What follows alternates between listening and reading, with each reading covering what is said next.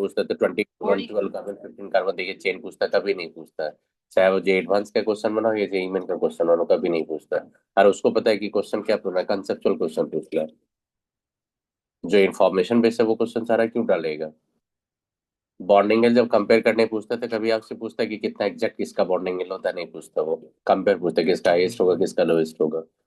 कभी देखते हो बॉन्ड एनर्जी पूछता है तो आपको कैलकुलेशन थोड़ी पूछता है कि किसका कितना ज्यादा होगा, ये पूछता है कि किस में कंपेयर करो आप, पूछता है कि नहीं। आयनाइजेशन एनर्जी पूछता है तो आपसे क्या पूछता है, किसका ज्यादा होगा किसका कम होगा, ये थोड़ी बोलता है कि आपका किसका होगा। ये बोलता है कि सेकंड हाईएस्ट बताओ किसका होगा, थर्ड हाईएस्ट बताओ किसका होगा। तो क्वेश्चन देखोगे तो बेटा बहुत लॉजिकल अप्रोच पे रहता है। और थ्योरी देखोगे तो जो एनसीईआरटी की थ्योरी है उसी के आसपास क्वेश्चन रहता है, उससे बियॉन्ड नहीं क्वेश्चन देता है। पढ़ाने के लिए जाओगे तब क्या होगा कि मेरे को भी नोमेनक्लेचर बनाना होगा तो मंदिर मस्जिद मैं भी बना के बता दूंगा। लेकिन उससे कोई फायदा नहीं है, कोई फायदा नहीं है उससे, क्योंकि इरेलीवेंट चीज है ये सब, आता ही नहीं तो क्यों पढ़ के फायदा होगा। हाँ अगर आता तब मैं ऐसे भी बता देता कि ऐसे दे देता, देखो यहाँ पे ऐसे कर देता।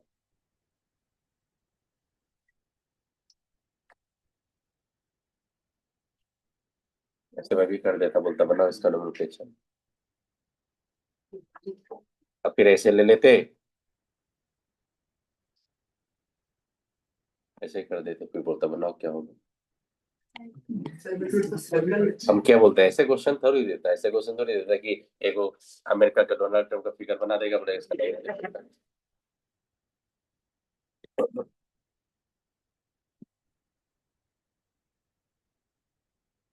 चलिए आइए। कहाँ तक बताए थे।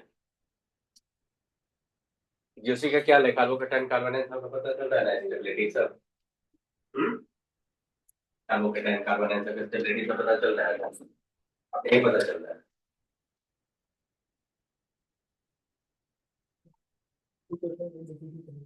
तो जो देखते हैं कंडीशन अभी डॉक्टर क्या करेगा।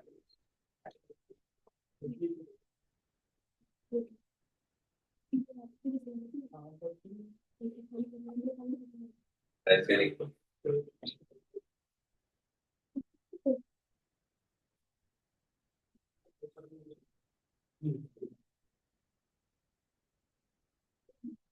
सही। आप पे जाइए।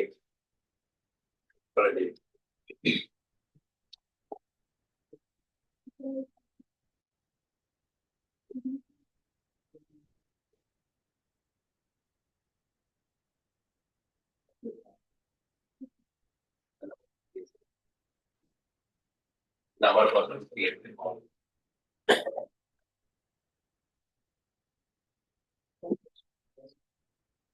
नहीं।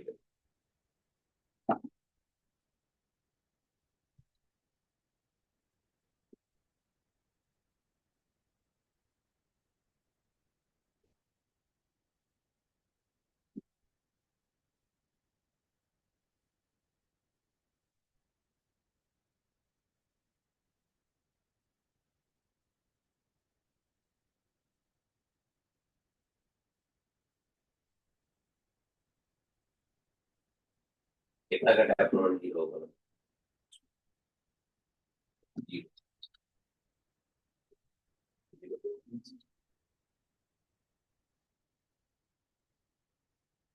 पता नहीं लगी।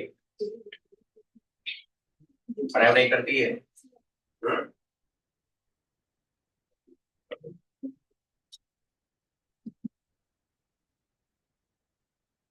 दिमाग से कि दिल से। दिमाग से ना। पढ़ाई नहीं करती है। डेली नहीं करता उसको पढ़ने से।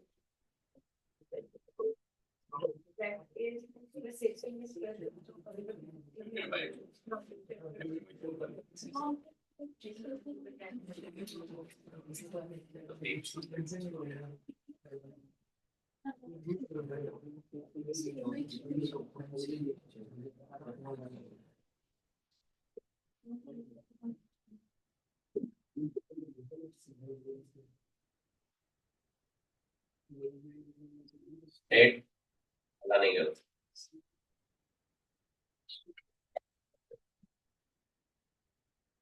सेपरेटली बिकॉज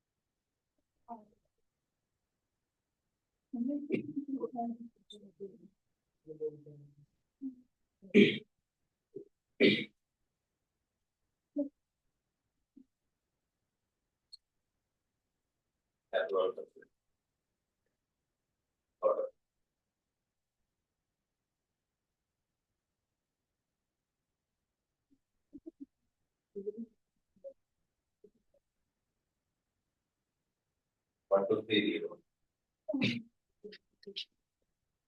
इसका मतलब से ज्यादा है।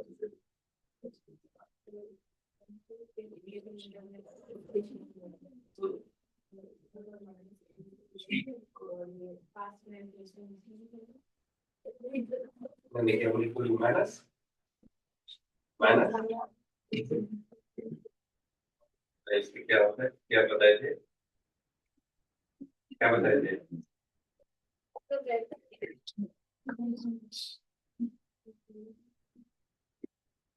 रॉन्ग है वो। मैंने क्या बताया था कि माइनस एम का जो होता है कितना दूर तक।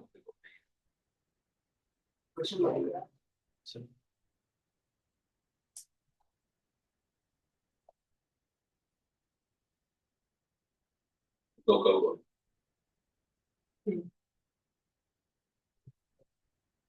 क्लोरीन क्या क्या बताया था, minus I effect dominant over the plus M.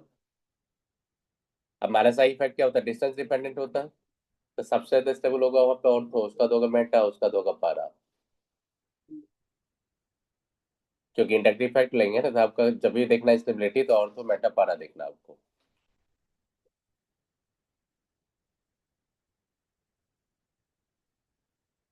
Aromaticity सब याद है ना। हम्म। आयोफिन में, अफीरान में किसका रेजोनेंस एनर्जी ज्यादा होगा?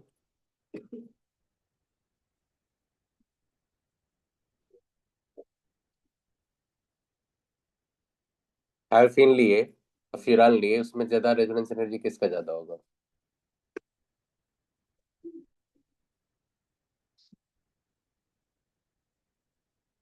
गायत्री बताइए, थायोफिन अफीरान में सबसे ज्यादा रेजोनेंस एनर्जी किसका ज्यादा होगा?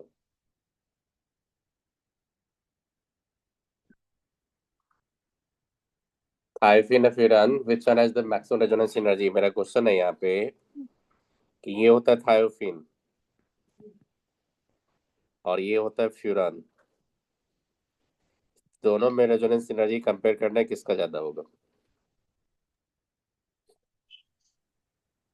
जो इजीली इलेक्ट्रॉन देगा रेजोनेंस में।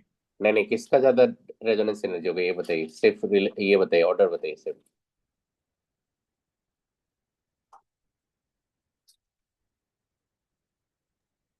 वन का ज्यादा होगा। टू वन का ज्यादा होगा टू से, रीजन क्या है?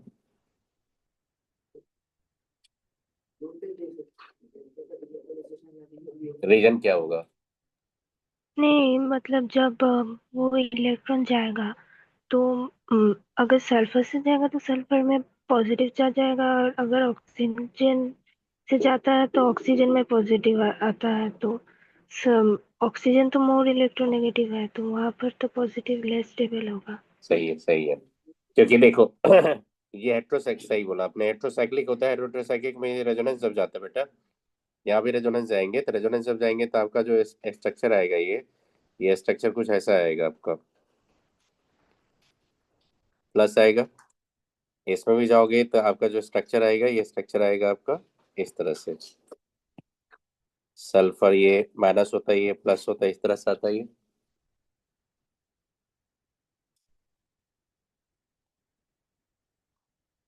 तो आप देखना यहाँ पे कि स्टेबिलिटी की बात करेंगे, इसका ज्यादा स्टेबिलिटी होगा क्योंकि sulphur being less electronegative. Sulphur का इलेक्ट्रोनेगेटिविटी क्या होता है, ऑक्सीजन से लेस होता है। सल्फर पे अगर पॉजिटिव चार्ज दोगे तो उसको स्टेबिलिटी ज्यादा मिलेगा कंपेयर टू ऑक्सीजन। तो एक्चुअली क्या होता है, ऑक्सीजन पे पॉजिटिव चार्ज इसमें इसमें जब आप सी एस बनाओगे तो इसमें हमेशा पॉजिटिव चार्ज कहाँ पे रहेगा, ऑक्सीजन पे। इसका जब सी एस बनाओगे तो हमेशा पॉजिटिव चार्ज कहाँ रहेगा, सल्फर पे। तो डेफिनेटली सल्फर का पॉजिटिव चार्ज का कैनोनिकल स्ट्रक्चर का स्टेबिलिटी ज्यादा होगा compare to oxygen with positive charge. बस इसी के चलते रेजोनेंस एनर्जी जो होता है, एनर्जी टू का ज्यादा, वन का ज्यादा होता है टू से। याद करो मैंने जितना भी रेजोनेंस एनर्जी बताया था, सबसे रेजोनेंस एनर्जी बोला था बेंजीन का होता है। बेंजीन में क्या होता है, दो ही कैनोनिकल स्ट्रक्चर होता है, दोनों कैनोनिकल स्ट्रक्चर क्या होता है, इक्विवेलेंट। और हेट्रोसाइक्लिक में जितना भी मैंने सीएस लिया था सब क्या था, नॉन इक्विवेलेंट। मैंने बोला था हेट्रोसाइक्लिक से ज्यादा एरोमेटिसिटी होता है किसका, बेंजीन का। क्योंकि बेंजीन में क्या होता है, इक्विवेलेंट सीएस होता है, कि ये बताए थे कि नहीं आपको। फिर कंडीशन ऑफ प्रेसिपिटेशन बताए थे AgNO3 के साथ, कहाँ पे प्रेसिपिटेट होगा कहाँ पे प्रेसिपिटेट नहीं होगा। फिर मोर एसिडिक मैंने हाइड्रोजन भी बताया था। कुछ सेलेक्टिव कंपाउंड के पास क्या होता है, एक्सेप्शनली मोर एसिडिक हाइड्रोजन होता है। तो उसका रीजन क्या होता है, रिजल्टिंग कार्बन आयन क्या होता है, रेजोनेंस स्टेबलाइज होता है, एरोमेटिसिटी होता है, बताए थे कि नहीं ये सब। कुछ का मैंने डेपोलमेंट बहुत ज्यादा बोला था, एरोमेटिसिटी में ही लिया था, ट्रोपोलोन सब लिए थे, उसका डेपोलमेंट बहुत हाई था, ट्रोपोलोन था तो उसका डेपोलमेंट क्या था, हाई होता था। डायमैग्नेटिक पैरामैग्नेटिक नेचर बताए थे। कार्बोकेटाइन कार्बन आयन का स्टेबिलिटी मैंने बताया था। फ्री रेडिकल का स्टेबिलिटी बताया था, उसमें बोला था कि विड्रॉइंग डोनेटिंग दोनों स्टेबलाइज करता है उसको। इसलिए आप हमेशा रेजोनेंस हाइपरकंजुगेशन को प्रायोरिटी देना। मैंने बोला था विनाइलिक कैलालिक विनाइलिक कार्बो फ्री रेडिकल क्या होता है, एक्सट्रीमली लेस स्टेबल होता है, बताए थे कि नहीं आपको। अब देखना है यहाँ पे रिएक्शन जब पढ़ाए थे। और देखना है एक चीज हमेशा याद रखना कि बताना था, ये देखो ये CN लिए और ये मान लो कि आपने OH ले लिया।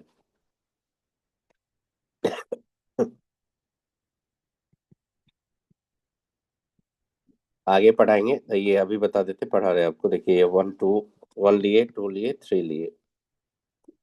बेटा यहाँ पे दो सब डिफरेंस है, दोनों का इलेक्ट्रॉनिक इफेक्ट सेम है कि अपोजिट है, ये बताना आप। एक इलेक्ट्रॉन डोनर है तो एक इलेक्ट्रॉन एक्सेप्टर है, ये तो पता चला आपको। तो दोनों का अपोजिट इलेक्ट्रॉनिक इफेक्ट है, ये क्या देगा, -m देगा। डोमिनेंट ओवर दे क्या हो जाएगा, -I। ये क्या होगा, +M देगा, डोमिनेंट ओवर -I। ये तो पता आपको।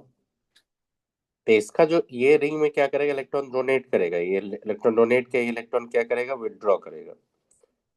तो बेटा इसका डायपोलमेंट जो होगा, इसका जो बॉन्ड मोमेंट होगा ये इस तरह से होगा, इसका जो डायपोलमेंट होगा ये इस तरह से होगा।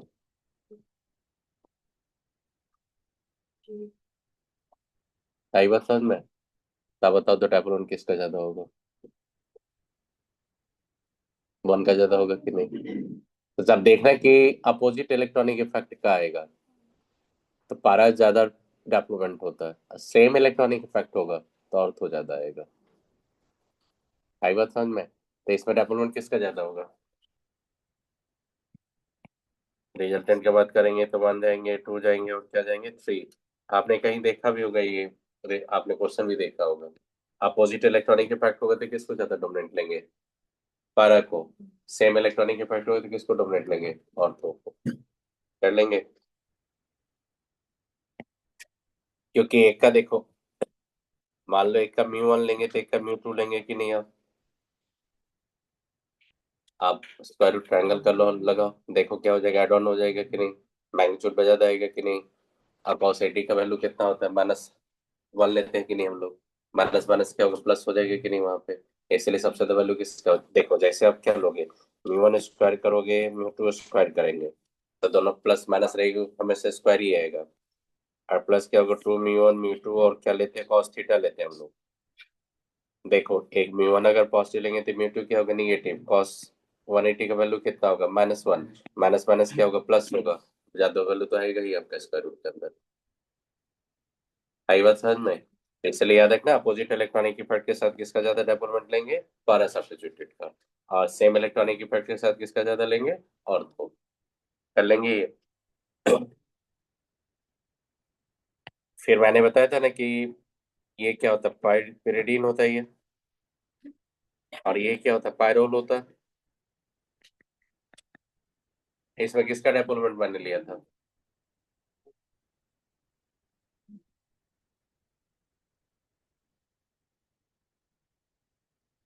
pyridine nitrogen lone pair does not involve in resonance, तो इसका डेवलपमेंट होता है ये। इसका लॉन पेयर चला गया रेजोनेंस में, तो इसका डेवलपमेंट होता है ये। डेवलपमेंट रिजल्टेंट की बात करोगे तो वन का ज्यादा होता है टू से, क्योंकि जैसे एक इलेक्ट्रॉन पेयर डोनर हो गए ना, तो आपका इलेक्ट्रोनेगेटिविटी थोड़ा सा नीचे चला जाएगा। इसलिए याद रखना, पायरोल pyridine में किसका डेवलपमेंट ज्यादा होता है? pyridine का। आप देखो pyridine में, आप खुद से देखो pyridine का जो डेवलपमेंट आपने देखा, तो निगेटिव सेंटर कहाँ देखा आपने? नाइट्रोजन पे। रिमेनिंग पे क्या देखा आपने? पॉजिटिव। आप बताओ, जहां पे इलेक्ट्रॉन डिफिशिएंट साइट होगा वहां पे कौन अप्रोच करेगा, इलेक्ट्रोफाइल या न्यूक्लियोफाइल? न्यूक्लियोफाइल। इसीलिए pyridine पे जनरली क्या होता है, न्यूक्लियोफिलिक सब्स्टिट्यूशन, इलेक्ट्रोफिलिक सब्स्टिट्यूशन बहुत रेयर होता है। इसमें तो आपने इलेक्ट्रॉन डोनेट किया, तो डेफिनेटली यहाँ पे इलेक्ट्रॉन डेंसिटी रीडिंग में क्या होगा, ज्यादा होगा। तो वहाँ पे क्या होता है, इलेक्ट्रोफिलिक सब्स्टिट्यूशन होता है, न्यूक्लियोफिलिक सब्स्टिट्यूशन जनरली नहीं होता है। तो आपको क्लियर कट दिखेगा डायपोलमेंट के थ्रू कि कहाँ पे इलेक्ट्रोफिलिक होता है, कहाँ पे न्यूक्लियोफिलिक। मैंने बताया था ना कि अगर मान लो कि AlCl3 लेके AlCl3 लेके कोई रिएक्शन करवाओगे, तो AlCl3 get coordinated with the lone pair of pyridine, coordinate कर जाता है कि नहीं? आगे कोई सब्स्टिट्यूशन नहीं होता, बताए थे ना आपको, तो जाके देखना, क्लास में बता चुका हूँ वो सब। चलिए, हेलो, लेकिन सर डाइजोटाइजेशन पढ़ा दिए थे ना। मैंने क्या बोला था डाइजोटाइजेशन में, मैंने क्या बोला था, एलिफैटिक और क्या बताया था, एरोमेटिक। देखो मैंने क्या क्या बताया था, एलिफैटिक का बताया था। मैंने बोला था एलिफैट डाइजोटाइजेशन जो था वो किसका यूनिक बिहेवियर होता है, 1 डिग्री मीन्स या 2 डिग्री मीन्स का, 1 डिग्री का। मैंने 2 डिग्री मीन्स का नहीं बोला था, याद रखना बेटा, बहुत इंपॉर्टेंट एक्शन है। कि आपको बोलेगा कि डाइजोटाइजेशन किसमें होता है, तो बोलना कि 1 डिग्री मीन्स में। एलिफैटिक या एरोमेटिक बोलना, दोनों में। स्टेबल किस में होगा, तो बोलना एरोमेटिक में। किस में स्टेबल होगा? एरोमेटिक में। आपको बोलेगा कि नाइट्रोजन कंटेनिंग कंपाउंड्स होगा, अगर उस पे मैंने नाइट्रस एसिड दिया, सुनना मेरी बात, नाइट्रोजन कंटेनिंग कंपाउंड्स होगा, उसमें अगर मैंने नाइट्रस एसिड दिया, अब वहां पे अगर नाइट्रोजन का इवोल्यूशन होगा, तो मेरे को कंफर्म हो गया वहां पे कि वो एलिफैटिक प्राइमरी मीन्स है। बोला था कि नहीं? मैंने क्या बोला था कि मतलब नाइट्रोजन कंटेनिंग पे देखो, मान लो कि C3 लिए, H यहाँ पे 9 लिए, N लिए मैंने। देखो फिर से बता रहा हूँ, C3H9 लिए, अगर इस पे मान लो ए लिए, इस पे मान लो कि मैंने HNO2 दिया, अगर N2 आ गया, ए मस्ट बी 1 डिग्री मीन्स होना चाहिए कि नहीं? तो 1 डिग्री क्या क्या हो सकता है, आप खुद से देखो। ये तो हो सकता है, अरे प्रोपाइलेमिन तो हो ही सकता है, आइसोप्रोपाइलेमिन भी तो हो सकता है 1 डिग्री मीन्स। अगर मान लो ये मेथाइलेमिन मैंने लिया यहाँ पे, तो ये तो नहीं होगा ना, क्योंकि 2 डिग्री होगा, नहीं है। तो आपको इस तरह का क्वेश्चन देगा तो नहीं पकड़ लेंगे। आपको मान लो कि C4 लिए, H11 लिए, आप बताइए तो, C4H11N लेंगे, तो इसमें क्या होगा, DU कितना होगा, बताइए आप खुद से।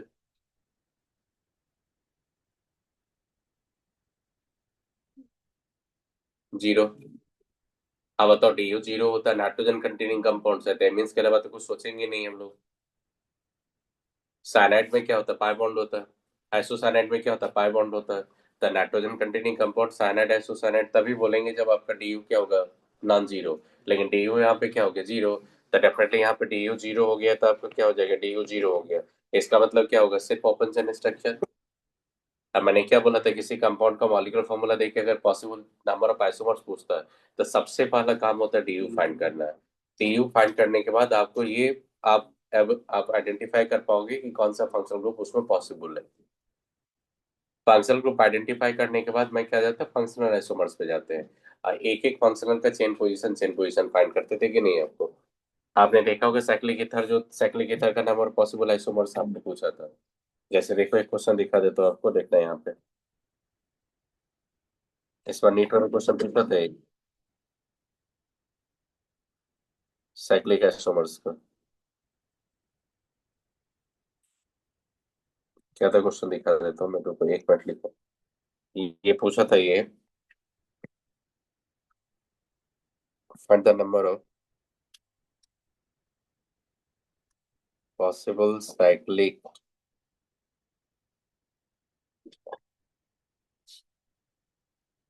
आइसोमर्स ऑफ ईथर्स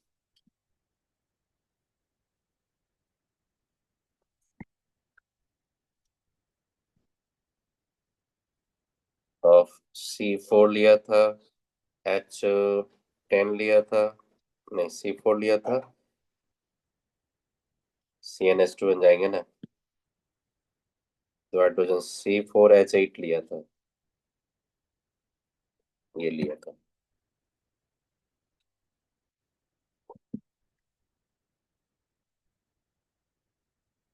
बताओ DU कितना आपने फाइंड किया यहाँ पे, 1 फाइंड किया।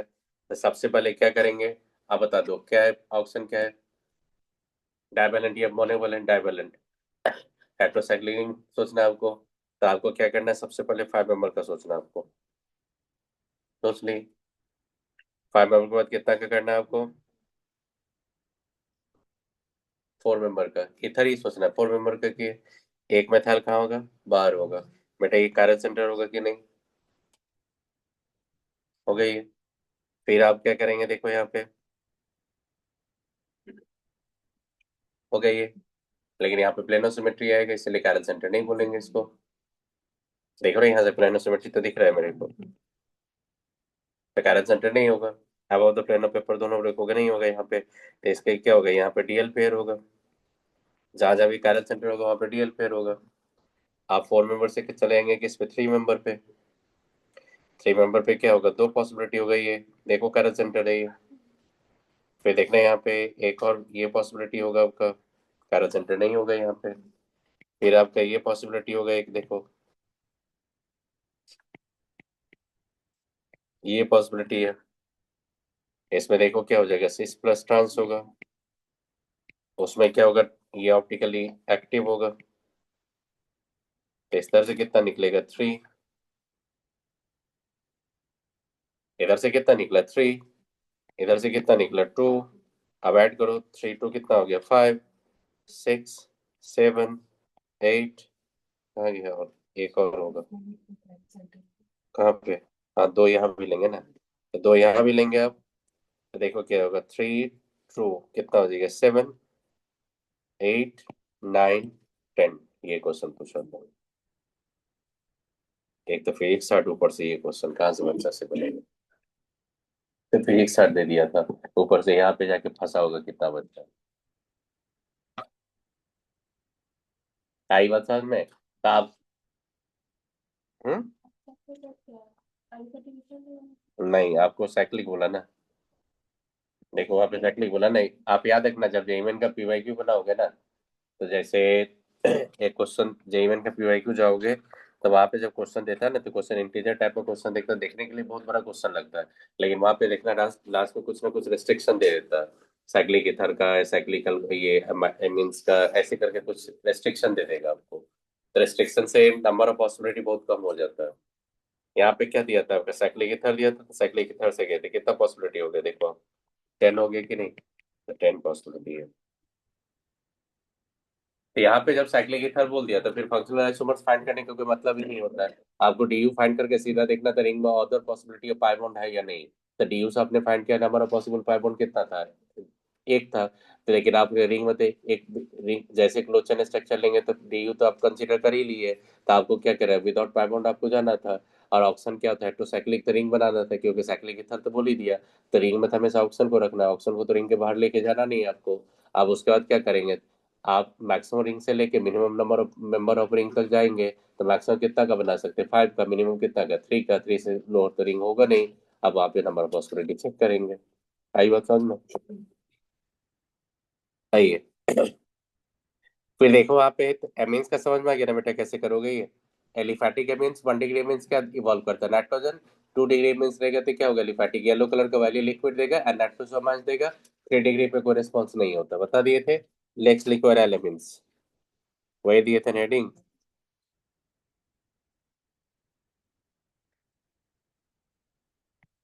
क्या दिए थे, एलिमेंट्स दिए थे ना, एलिमेंट्स में देखना है यहाँ पे कि क्या होता है, ये 1 डिग्री है 2 डिग्री है, देखो 1 डिग्री, 1 डिग्री पे जैसे एलिमेंट्स पे आप देंगे, देखो क्या करते हैं हम लोग, सोडियम नाइट्राइट से रिएक्शन करवाते हैं, बोला था ना आपको कि इन सितु होता है, और टेम्परेचर 0 से 5 डिग्री सेल्सियस रखेंगे, लो टेम्परेचर। 0 डिग्री से 5 डिग्री सेल्सियस का टेम्परेचर रखते हैं हम लोग, लो टेम्परेचर। क्यों रखते हैं सब बताएंगे आपको। तो जैसे करोगे तो डाइजोनियम क्लोराइड्स बनता है यहाँ पे।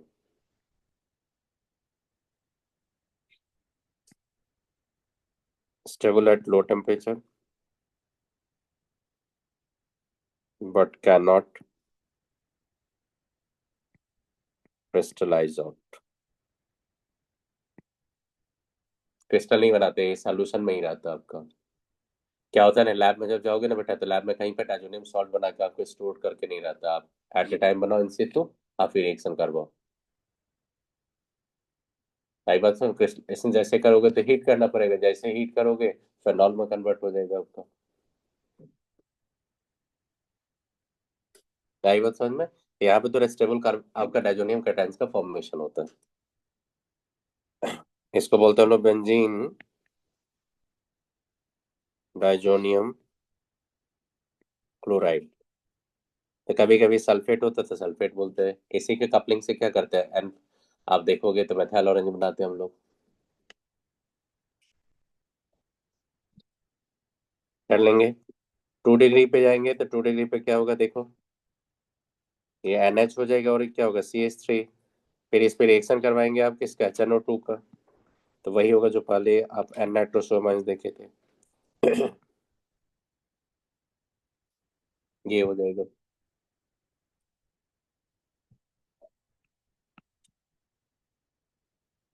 एन नाइट्रोसोनिलीन है।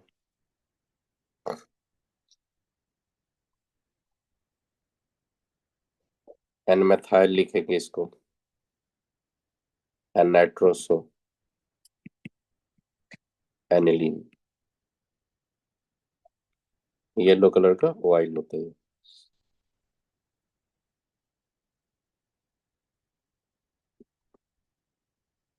3 डिग्री में जाएंगे।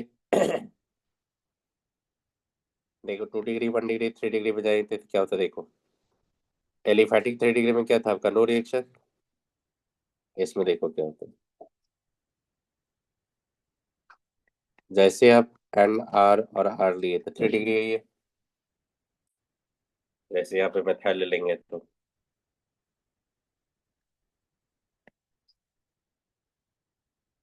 जैसे रिएक्शन करवाएंगे आप NaNO2 का और HCl का, ये NMeNO बन जाएगा। यहाँ पे होता है आपका SeAr। क्या हो रहा है यहाँ पे, एरोमेटिक इलेक्ट्रोफिलिक सब्स्टिट्यूशन। आई बात समझ में। इसको जब एयर में लेके चले जाएंगे तो एयर क्या करेगा, उसको नाइट्रोसो को ऑक्सीडाइज कर देगा आपको नाइट्रो में। HNO3 लेके कभी करवा देगा तो NO को NO2 में ऑक्सीडाइज कर देना।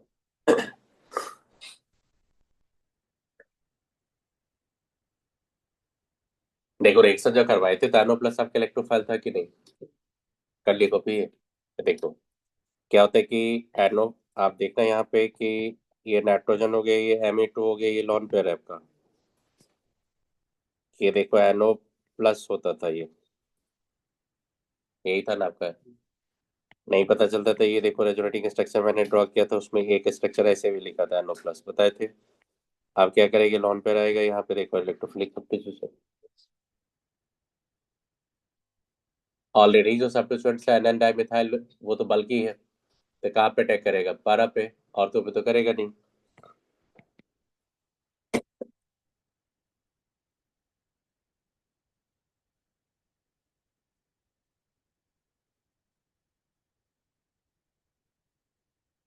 करेगा ही।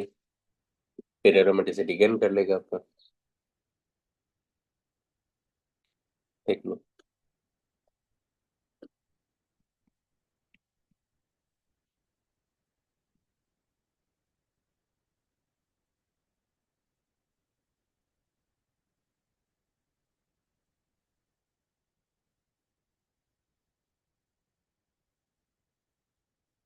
पारा नाइट्रोसो NN डाइमेथाइल क्या होगा ये? एनिलीन। लेस स्टेबल या more stable? Less. Can be oxidised to nitro derivatives.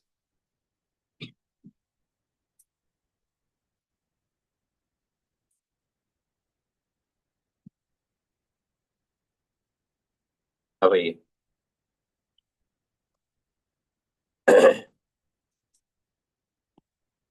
अब ये जो राइजोनियम कैटायंस होता है ना, ये राइजोनियम कैटायंस आप देखते हैं, इसका दो रिएक्शन होता है। इसका दो होता है reaction with evolution of N2। एक होता है reaction without evolution of N2।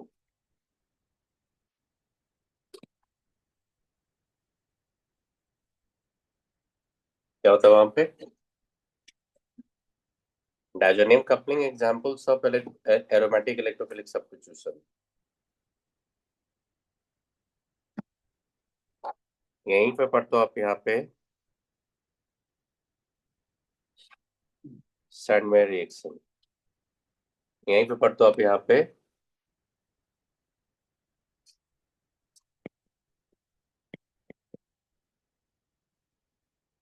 Gattermann reaction.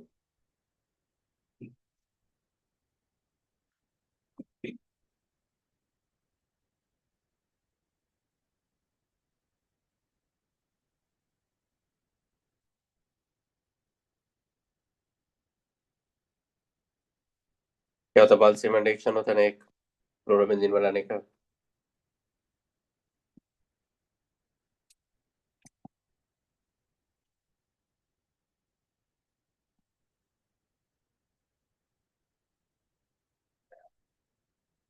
यहीं से बनाते हैं हम लोग क्लोरोबेंजीन। Chlorobenzene, bromobenzene, phenol. फिर आप जाते हो किस पे, बेंजीन का प्रिपरेशन करते हो, डाइजोटाइजेशन फॉलोड बाय डीएमिनेशन होता है आपका, कन्वर्जन बहुत हेल्प करता है। ये सारा काम आप करते हैं with evolution of N two, ये without with evolution of N two. देखना होगा कि इसका रिएक्शन का एक जनरलाइज करेंगे तो आपको होता है क्या ये। यहाँ पे एक बेटर लिविंग ग्रुप होता है, कौन होता है? नाइट्रोजन। नाइट्रोजन यहाँ से जाएगा, ये बहुत स्लो होता है।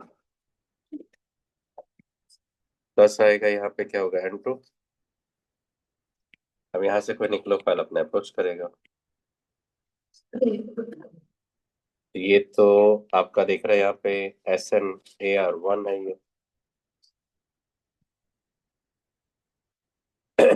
Aromatic nucleophilic substitution unimolecular. और एक पढ़ा था आपने एरोमेटिक न्यूक्लियोफिलिक सब्स्टिट्यूशन बायमॉलिक्यूलर। कहाँ पढ़ा था आपने बायमॉलिक्यूलर? कहाँ पढ़ा था बायमॉलिक्यूलर आपने?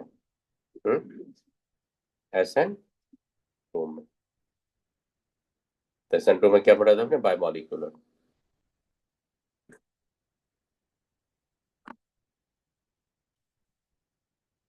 देखो इतना मैकेनिज्म नहीं पूछेगा, जो फैक्ट है आपको सेगमेंट गेटर में यही सब याद रखो, क्वेश्चन क्या आता है कन्वर्जन का हेल्प में होता है और कुछ नहीं आता है।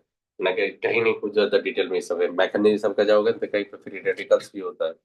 जैसे हम लोग जाते हैं ना वहाँ पे उल्लमान रिएक्शन होता है एक। उल्लमान रिएक्शन आपने पढ़ा होगा, तो वो सब नहीं पढ़ाएंगे क्योंकि नहीं आता। गॉम्बर्ग रिएक्शन होता है, बहुत सारा रिएक्शन होता है जो फ्री रेडिकल मैकेनिज्म होता है। फेंटन्स रिएजेंट लेते हैं, PSO4 H2O2 लेकर करते हैं हम लोग। तो वो सब जब वेस्ट बंगाल ज्वाइंट इंजीनियरिंग का बच्चा देता ना तो पढ़ाते थे, लेकिन अब नहीं पढ़ाते क्योंकि नहीं पूछता उसका वो सब। नीट और जेई मेन में नहीं आता है। तो ये याद रखोगे, ये नॉर्मल रिएक्शन है, तो इसमें सबसे पहले लिखो यहाँ पे सैंडमेयर रिएक्शन।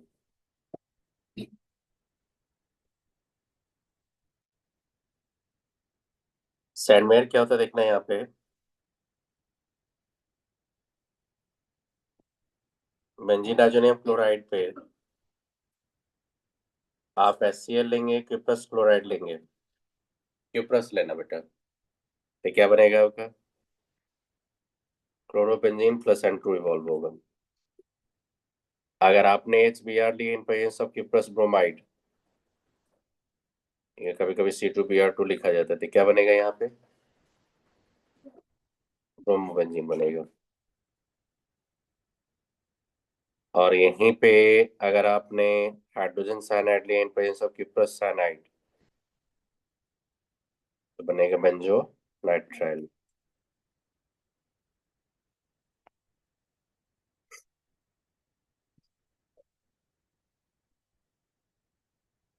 तो नहीं लिखूंगा। तो आप खुद से बताओ, अगर आपको कोई पूछेगा कि एनिलीन को कन्वर्ट कर लो आप क्लोरोबेंजीन में, तो क्या करोगे? एनिलीन को पहले क्या करेंगे? Diazotization followed by Sandmeyer. Conversion help करेगा आपको। आपको बोलेगा कि एनिलीन को आप कन्वर्ट करो बेंजोइक एसिड में। एनिलीन को कन्वर्ट करो बेंजोइक एसिड्स में, तो पहले क्या करेंगे? डाइजोटाइजेशन। डाइजोटाइजेशन के बाद क्या होगा? डीएमिनेशन नहीं करेंगे, स्टैनमेयर करेंगे। स्टैनमेयर से क्या बनेगा? बेंजोनाइट्राइल। एसिडिक हाइड्रोलाइसिस करेंगे तो क्या आ जाएगा? बेंजोइक। आई बात समझ में? तो ये सब कन्वर्जन में बहुत हेल्प करेगा आपको। समझ में आ गया डाइजोटाइजेशन? देखो, गैटरमैन रिएक्शन में जाओगे,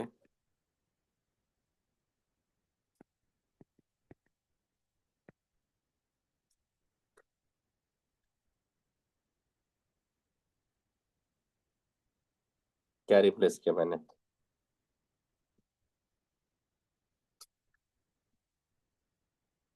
हम्म।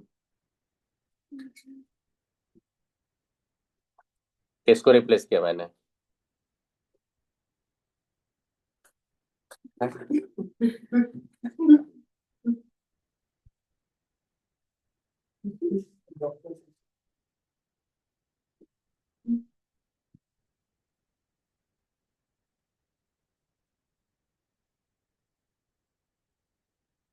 तो बताओ, cuprous halide replace by the copper powder, तो क्या होगा? गैटरमैन। गैटरमैन का जो प्रोडक्टिविटी होता है वो सैंडमेयर से लेस होता है। गैटरमैन का प्रोडक्टिविटी हार्डली 10 से 20% के करीब आता है। सैंडमेयर का मोर देन 40% होता है, इसलिए सैंडमेयर ज्यादा प्रेफर करते हैं, गैटरमैन नहीं। इसलिए एनसीईआरटी जाओगे तो गैटरमैन लिखा है सिर्फ स्टेटमेंट। कॉपर है, cuprous halide replace by copper powder. कर लेंगे तो ये देखो यहाँ पे क्या होगा? बेंजोनाइट्राइल ले लेंगे आप यहाँ पे। नहीं, बेंजीन डाइजोनियम क्लोराइड लिए। HBr लेंगे, कॉपर पाउडर ले लेंगे, तो क्या बनेगा?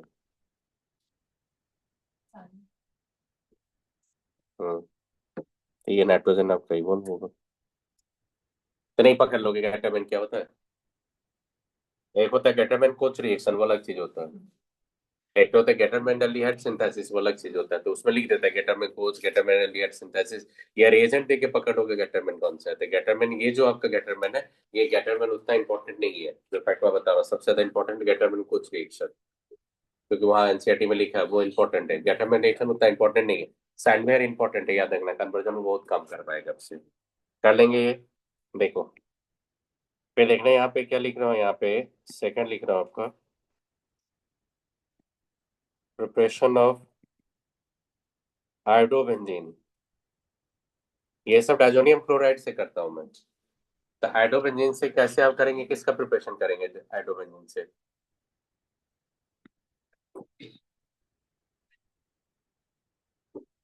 हाइड्रोबेंजीन से किसका प्रिपरेशन करोगे? ये डाइजोनियम क्लोराइड से किसका करोगे? हाइड्रो को। तो क्या करना, पोटेशियम हाइड्राइड लेके सीधा हीट करते हैं हम लोग। तो जैसे हीट करोगे तो वहां पे क्या होगा? आयोडाइड आएगा और प्लस नाइट्रोजन इवॉल्व होगा। मैकेनिज्म तो मोर और लेस बता ही दिए कि नाइट्रोजन भागता वहां से डायरेक्टली कार्बोकैटालिसिस स्टेबल होता है, इसलिए प्रोसेस स्लो होता है, उसका आयोडाइड अटैक करेगा। ये होता है प्रिपरेशन ऑफ हाइड्रोबेंजीन। तो याद रखना, प्रिपरेशन ऑफ फ्लोरोबेंजीन।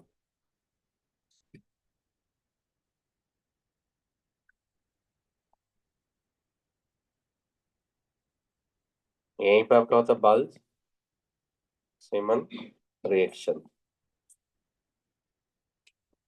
ये पर्टिकुलरली फॉलो होता है स्पेशल किसके लिए? फ्लोरोबेंजीन के लिए। आप याद करो, अल्काइल फ्लोराइड कैसे बनाते थे? स्वार्ट्ज रिएक्शन से करते थे कि नहीं?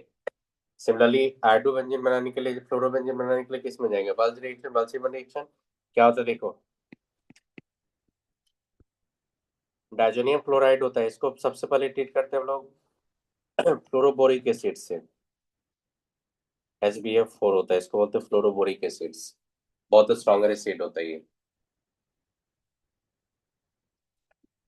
Fluoroboric acid. ये बनेगा आपका बेंजीन डाइजोनियम फ्लोरोबोरेट।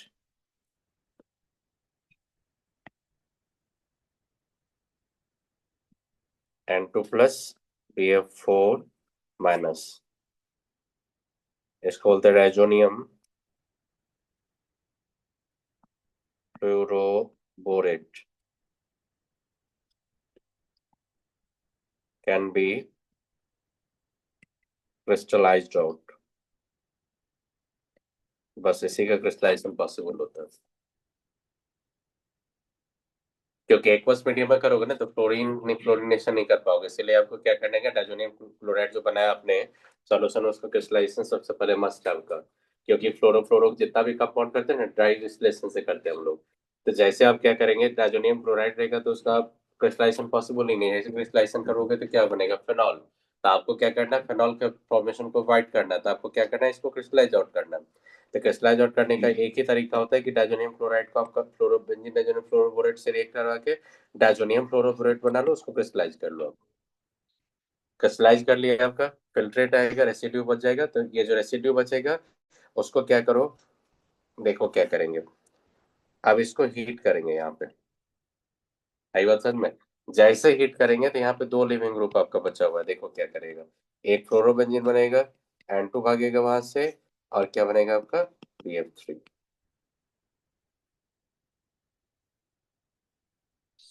आई बात समझ में?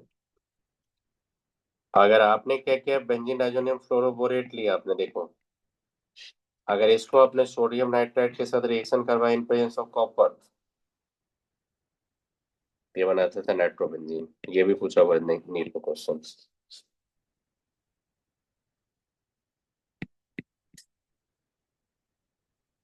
बेंजीन डाइजोनियम फ्लोराइड पे जैसे नाइट्रो लोगे तो क्या बना देगा वहां पे, NaNO2 कॉपर क्या लेंगे, तो क्या बनेगा आपका, नाइट्रोबेंजीन।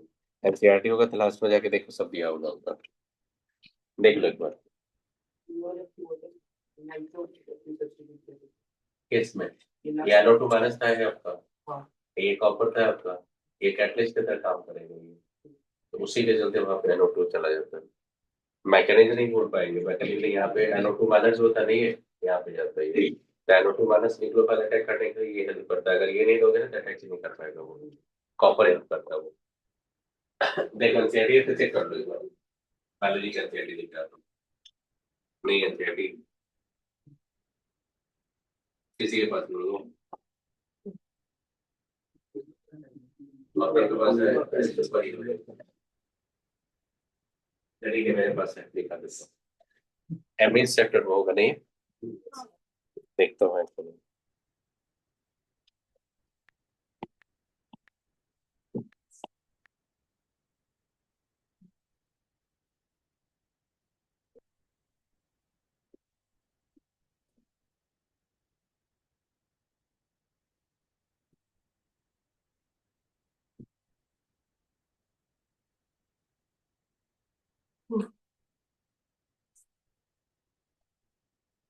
देखो लिखा है कि नहीं यहाँ पे सैनवेयर, देखो गेटर में दिया है यहाँ पे। हाइड्रो को देखो, not easily introduce benzene directly clearly बोल रहा है यहाँ पे।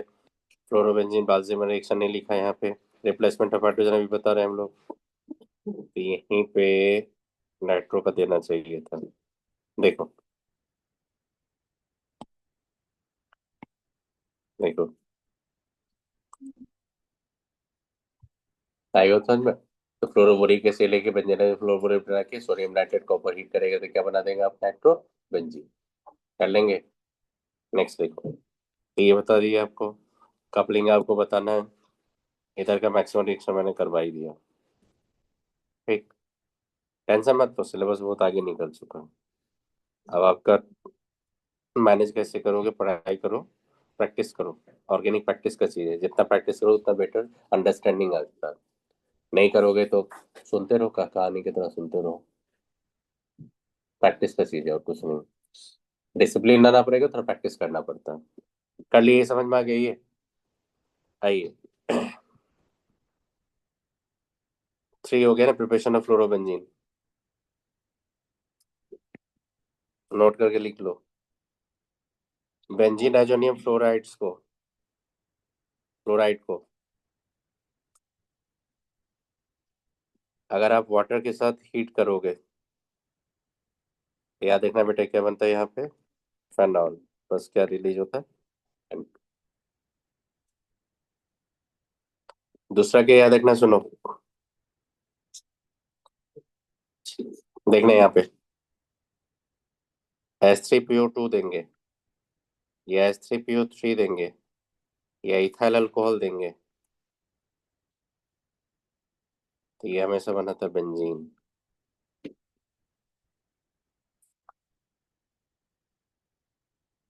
ये होता है replacement of NO2 bye hydrogen. यहाँ पे होता है रिप्लेसमेंट किसका, बाय OH2। फिनॉल आ जाएगा। तो N2 को रिप्लेस करके OH लाओगे तो सिंपल हीटिंग से कर दो। N2 को रिप्लेस करके अगर हाइड्रोजन लाओगे तो क्या होगा, बेंजीन में कन्वर्ट हो जाएगा। तो ये बेटा बहुत इंपॉर्टेंट रूट है कि अगर मान लो एनिलीन को कन्वर्ट करना है आपको टॉल्यूइन में, तो कैसे करोगे आप। एनिलीन को कन्वर्ट करोगे टॉल्यूइन में तो क्या प्रोसेस क्या होगा आपका, डाइजेशन फॉलोड बाय डीएमिनेशन। आप फ्रेंड का अल्काइलेशन करा दो तो किसमें कन्वर्ट हो जाएगा, टॉल्यूइन में। तो ये क्या होता है, ये इसमें सबसे इंपॉर्टेंट क्या रिएक्शन है देखना। जब हम लोग डाइजोनियम क्लोराइड को लेते हैं, डाइजोनियम क्लोराइड आपका N2+Cl- है ये कन्वर्ट होता है आपका किसमें, बेंजीन में, ये रिड्यूस हो जाता है ये। तो H3PO2 जो होता है ये ऑक्सीडाइज होता है आपका H3PO4 में, ये याद रखना आप। और ये जो इथाइल अल्कोहल होता है, ये इथाइल अल्कोहल ये ऑक्सीडाइज होता है आपका एल्डिहाइड में। सब ऑक्सीडाइज फॉर्म में, ये से याद रखिएगा। इस बार जेईई में क्वेश्चन भी पूछा था, नीट में कहीं पूछा था, इथाइल अल्कोहल कहाँ पे कन्वर्ट होता था, याद रखना किसमें कन्वर्ट होता है, एल्डिहाइड में।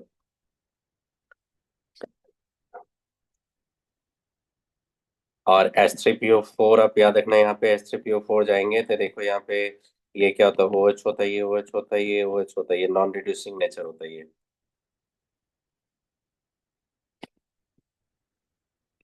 नॉन रिड्यूसिंग एजेंट्स होता है।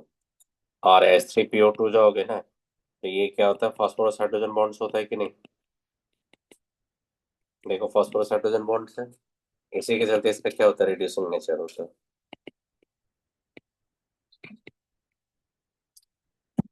तो आप H3PO2 लेके आप रिड्यूस कर पाओगे, H3PO3 लेके रिड्यूस कर पाओगे, H3PO4 लेके आप रिड्यूस नहीं कर पाएंगे। सही बात समझ में, क्योंकि उसका फास्फोरस हाइड्रोजन बॉन्ड नहीं होता।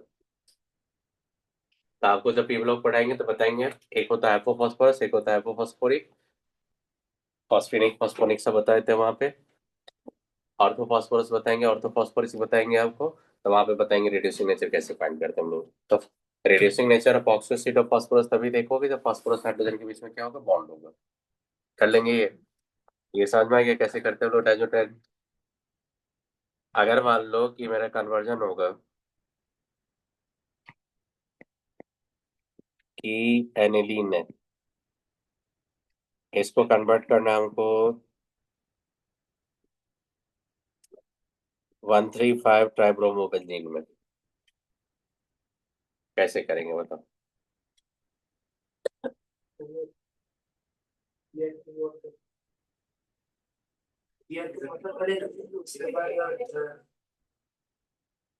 पहले क्या कर देंगे, Br2 दे देंगे वाटर के प्रेजेंस में। क्या करेगा वो, पॉली सब्स्टिट्यूशन। ये ब्रोमीन व्हाइट प्रेसिपिटेट आता है आपका। फिर फॉलोड बाय क्या करेंगे, NaNO2 करेंगे, HCl, सेकेंड में क्या करेंगे, H3PO2।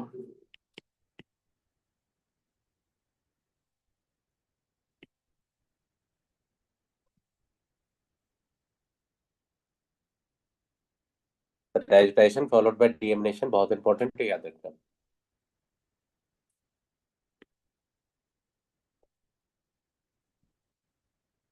यही था preparation of aryl halides, complete हो गया। इसमें सबसे इंपॉर्टेंट रिएक्शन है आपका सैंडविच रिएक्शन, याद रखना। बाल्सीमन रिएक्शन याद रखना, हाइड्रोबेंजीन का प्रिपरेशन, नाइट्रोबेंजीन का प्रिपरेशन। सैंडविच हम लोग हाइड्रोबेंजीन नहीं बनाते, गैटामिन से भी हाइड्रोबेंजीन नहीं बनाते। हाइड्रोबेंजीन किससे बनाते हैं हम लोग, potassium iodide heating with diazonium chloride. आई बात समझ में। यही था डाइजोनियम कैटायंस का रिएक्शन। अब एक क्या था, विदाउट इवोल्यूशन ऑफ पेंटो, ये विद इवोल्यूशन ऑफ पेंटो, विदाउट तो पढ़ाएंगे मीन्स अभी नहीं, सब ये नहीं पढ़ा देंगे। ठीक, लिखे केमिकल प्रॉपर्टीज लिखे, हो गया अब कंप्लीट चैप्टर। लिखा आपने केमिकल प्रॉपर्टी, वाला लिखो।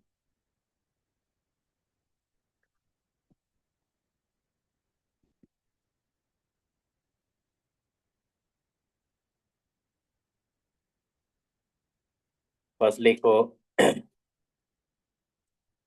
Electrophilic substitution.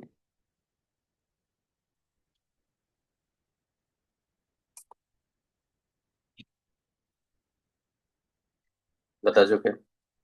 नहीं बता चुके कि बेंजीन लो, क्लोरोबेंजीन है, एसोफेडिल का रिएक्शन करवाएंगे तो कहाँ बनेगा बता दो। और कौन पारा पे मेजर? मैंने क्या बोला था, बेंजीन से क्या होता है, लेस रिएक्टिव होता है, लेकिन क्या होता है ऑर्थो पारा रिएक्टिव। तो कहाँ पे जाएगा, पारा पे जाएगा मेजर।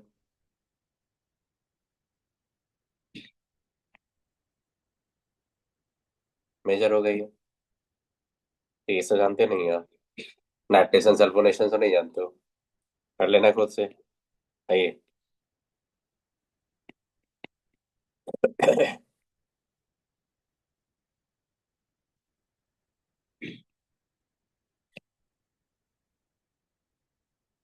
Aromatic nucleophilic substitution.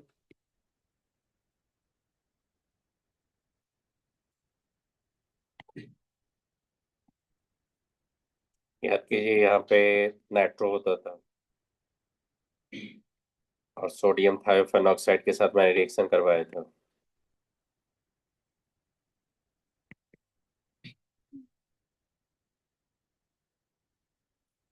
एसपीएच बना था, यहाँ पे क्या NO2 आया था। क्रिएटिव रिएक्शन मैंने बताया था किसका ज्यादा होता है, फ्लोरोबेंजीन का। बताए थे कि नहीं? विड्रॉइंग ग्रुप होना चाहिए कहाँ पे, ऑर्थो पारा पे। बेंजाइन मैकेनिज्म ऑलरेडी बता चुका हूँ मैं।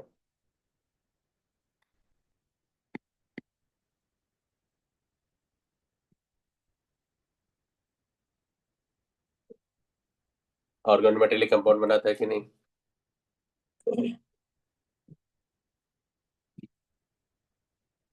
कपलिंग रिएक्शन बता चुके हैं कि नहीं आपको? देखो क्या होता है कपलिंग रिएक्शन, दो टाइप का होता है। ये एराइल हैलाइड्स है कि नहीं ये? एराइल हैलाइड में अगर आपने सोडियम डाई ईथर लेंगे तो क्या हो जाएगा, देखो बाइफेनाइल बनेगा आपका।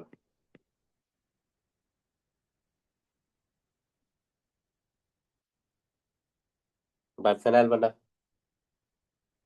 इसको फिटिक रिएक्शन बोलते हैं हम लोग।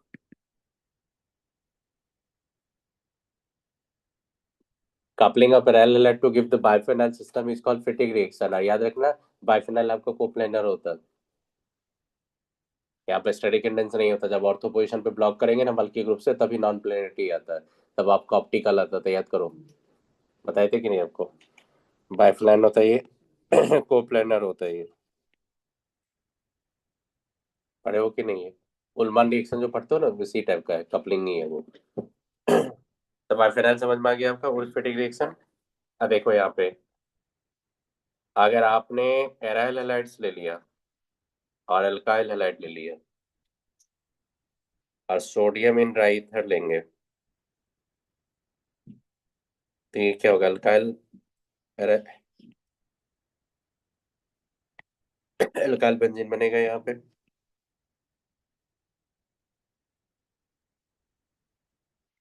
इसको बोलते हैं हम लोग उर्जफिटिक रिएक्शन। ये सब खुद से नहीं पढ़ सकते हैं, क्या है इस फिटिक रिएक्शन ना, मैकेनिज्म है कुछ नहीं, खाली रट्टा मारना है, ये सब कुछ में सब खुद से पढ़ लेना चाहिए। उर्ज रिएक्शन क्या था? हम्म? क्या? उर्ज रिएक्शन क्या है? अच्छा ये बता, एक चीज पूछ के वो बता देना, हार्ट में कितना चैम्बर होता है? चार। ओके। एंड इम्प्योर ब्लड कौन कैरी करता है? इम्प्योर ब्लड कौन कैरी करता है हार्ट से?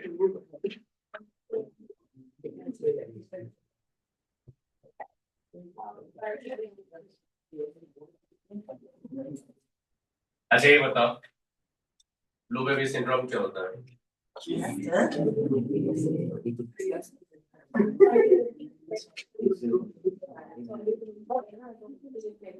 बिना बताने चीज क्या होता है? अच्छा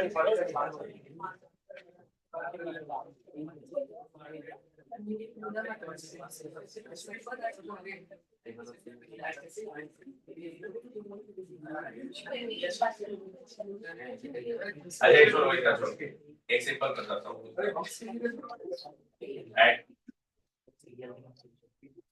इसका बटा कौन सा नहीं होता?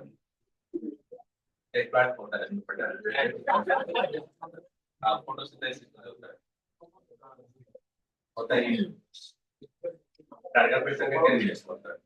हट गया, उन लोगों को टाइम को पढ़ा दिया था। नहीं था ना?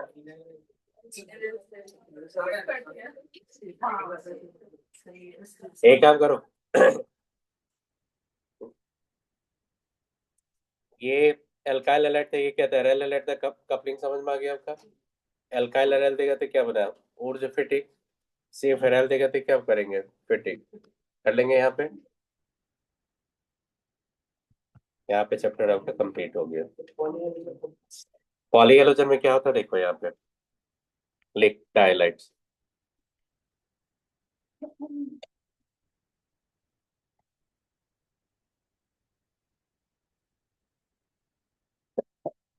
डायलाइट का एक दो रिएक्शन बहुत इंपॉर्टेंट है जो ऑलरेडी पढ़ा चुका हूँ, फिर एक बार रिमाइंडर देता हूँ। डायलाइट, डायलाइट क्या होता था मैंने आपको बताया था कि एक ही कार्बन पे, ये अगर डिफरेंट कार्बन पे होगा तो वीक डायलाइट बोलते थे इसको। बेसिक नेमिंग जो होता था ना, अल्कालीन हैलाइड, कॉमन नेमिंग था। और ये कॉमन नेमिंग से ही ज्यादा जाना जाता है ये, अल्कालीन हैलाइड। और एक ही कार्बन पे दो हेलोजन होगा ना तो उसको जेम बोलते थे, जेमिनल बोले थे ना कि। कॉमन नेम लिए थे अल्कालाइडीन। बेटा इसका कॉमन नेम बहुत इंपॉर्टेंट है, दोनों का याद रखना। नीट में पीवाईक्यू बनाओगे तो कभी क्वेश्चन मिलेगा आपको अल्कालाइडीन अल्कालीन हैलाइड का। जेई मेन में रिसेंट ईयर में भी मैंने क्वेश्चन देखा था। इसलिए क्या होता है अल्कालाइडीन और अल्कालीन हैलाइड, एनसीईआरटी लिखा है इसलिए इसको प्रायोरिटी देते हुए याद रखना। ये अल्कालीन होता है, एक अल्कालीन हैलाइड अल्कालाइडीन हैलाइड होता है।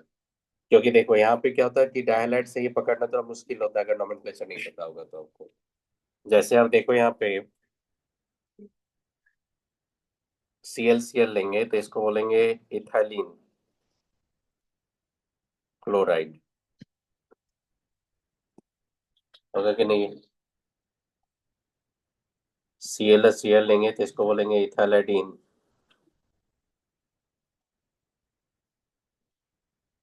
क्लोराइड।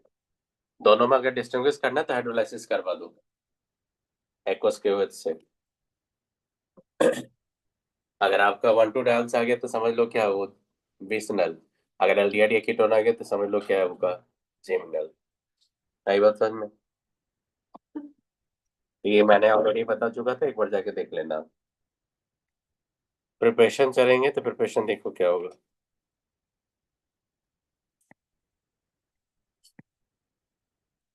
एल्कीन से आपने डायलाइट बनाया था, याद करो। आपने एल्कीन पे याद होगा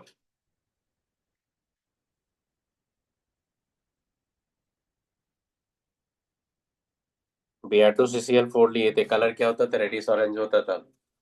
जैसे अनसेचुरेटेड पे जाते थे कलरलेस होता था। अब मैंने क्या बोला था? एंटी एडिशन होता था। ट्रांस सही है, मेजो बनाएगा, याद करो। आता था कि नहीं ट्राम मेजो? यहाँ पे डीएल पेयर नहीं आता था। तो डायलाइट बनाने के लिए Br2CCl4 लेंगे, यहाँ पे विस्नर बनेगा एग्जामिनल विक डाइब्रोमाइड। यही बात समझ में?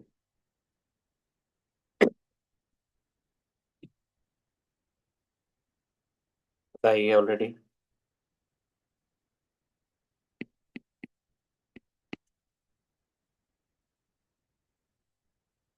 फ्रॉम कार्बोनाइल कंपाउंड्स, देखना ये लेड कीटोन किसी पे भी PCl5 ले लोगे, हमेशा Cl बना देगा, यहाँ पे POCl3 निकलेगा वहां से।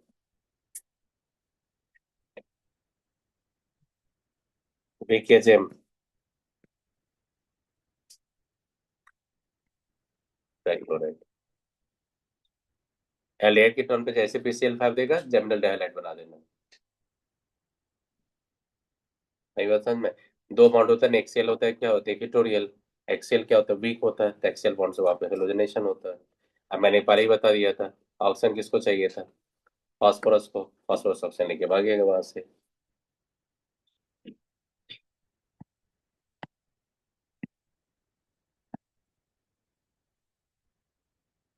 केमिकल प्रॉपर्टी, सबसे पहले ये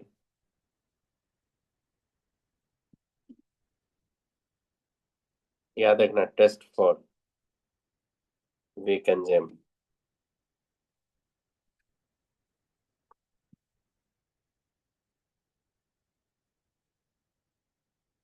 हाइड्रोलाइसिस होता है, ये नीट में पूछा हुआ है, याद रखिएगा। देखो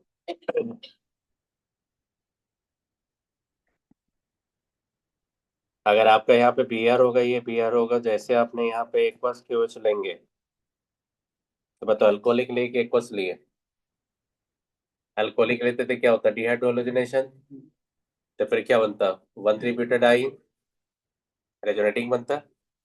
लेकिन यहाँ पे अल्कोहलिक लिए तो अल्कोहलिक में क्या होता है, सब्स्टिट्यूशन। तो जैसे सब्स्टिट्यूशन करोगे तो यहाँ पे क्या हो जाएगा बेटा, OH आ जाएगा, यहाँ पे क्या हो जाएगा, OH। तो इसको बोलते हैं विक डायोल। क्या बोलते हैं इसको हम लोग, विक डायोल।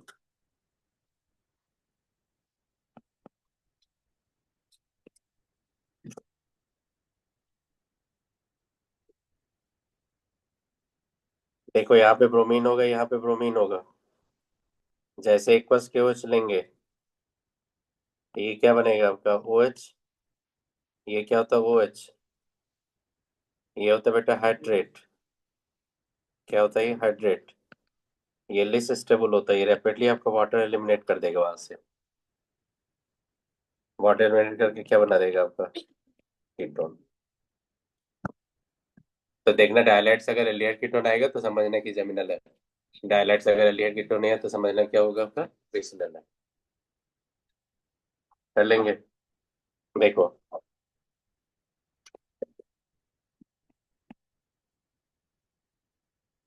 बेंजालाडीन क्लोराइड है ये, अगर इसको एक्वस के OH लेके जाएंगे तो क्या बनेगा बताइएगा।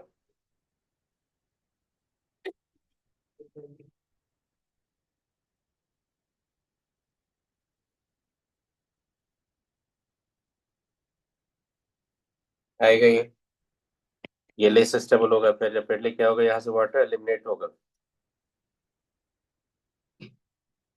मैकेनिज आओगे तो मैकेनिज में बता रहा हूँ आपको, वाटर एलिमिनेट करोगे तो क्या बनेगा यहाँ पे, CH हो जाएगा, ये double bond CH, benzyl layer बन जाएगा कि नहीं आपका। ये तो प्रिपरेशन ऑफ एल्डिहाइड कीटोन जाओगे ना तो वहां पे लिखा हुआ है ये रिएक्शन, बेंजालीन क्लोराइड का हाइड्रोलाइसिस से क्या बनता है, बेंजल डिहाइड। देखो होता है क्या, बेसिक मीडियम या एसिडिक मीडियम में कर रहे हो आप, बेसिक में। ये देखो ये हाइड्रोक्साइड होगा, ये हाइड्रोक्साइड होगा, जैसे बेसिक मीडियम लोगे तो OH माइनस क्या करेगा, एक्टिव हाइड्रोजन को लेके जाएगा वहां पे, तो एक्टिव हाइड्रोजन को लेके आ गया। अब यहाँ से क्या करेगा, यहाँ से रिमूव करोगे तो किस में कन्वर्ट होगा, देखो ये होता है हाइड्रोलाइसिस का। आई बात समझ में, तो इसको हाइड्रेट बोलते हैं। हाइड्रेट क्या करता है, रैपिडली वाटर लॉस करता है, ये मैकेनिज्म होता है। मैकेनिज्म आपको याद रहे तो ठीक है, नहीं याद रहे तो कोई दिक्कत नहीं। आप एक कार्बन पे 2 OH, एक कार्बन पे 2H को भी आप स्टे नहीं करवाना, वहां से रैपिडली वाटर एलिमिनेट करके एल्डिहाइड कीटोन में कन्वर्ट कर देना। आई बात समझ में। देखो एक कार्बन पे अगर 2H होगा ना, 2 OH होगा,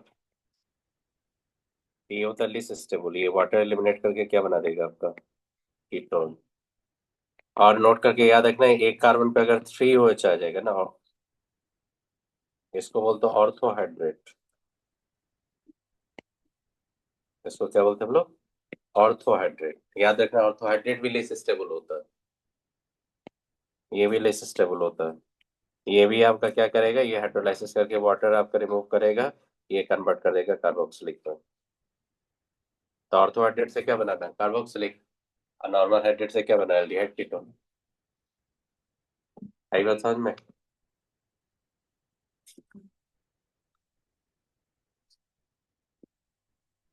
क्या करोगे इकरा, पूछता है तो मैं क्या करूँ। देखो CCl3 है। अब बताइए एक स्क्वायर देंगे तो क्या बनेगा।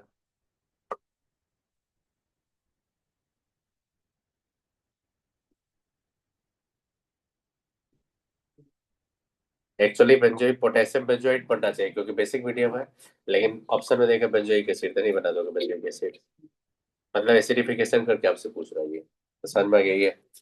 तो क्या क्या स्टेबल नहीं होता याद रखना, फॉर्म। अगर क्लोरोफॉर्म लेंगे, मान लो क्लोरोफॉर्म लिया आपने। क्लोरोफॉर्म को अगर एक्वस मीडियम हाइड्रोलाइसिस करेंगे क्या बनेगा, फॉर्मिक एसिड बनाएगा कि नहीं आपका।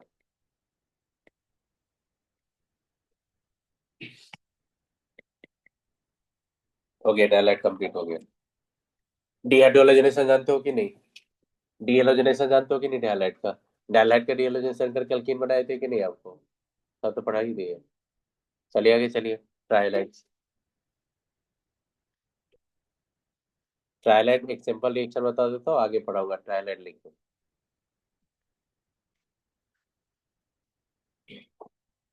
ट्राइलाइट का मेनली हाइड्रोलाइसिस पढ़ाना था, बता दिए ट्राइलाइट्स का। ट्राइलाइट में क्या होता है कि एक हेलो फॉर्म रिएक्शन होता है, ये हेलो फॉर्म रिएक्शन आपने पढ़ा होगा।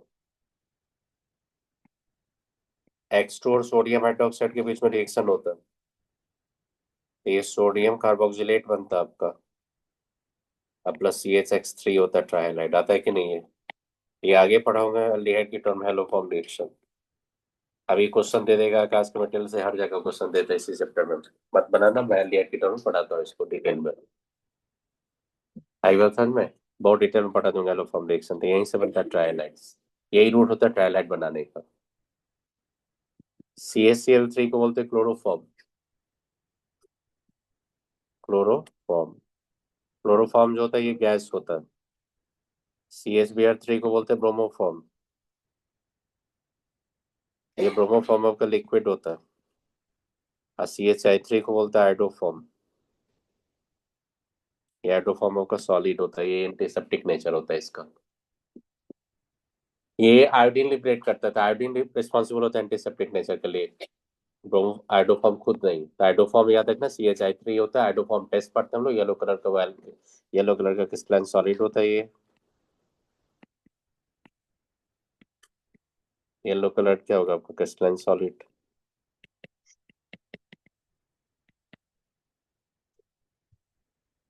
आई बात समझ, लेयर कलर का क्रिस्टलाइन सॉलिड होता है।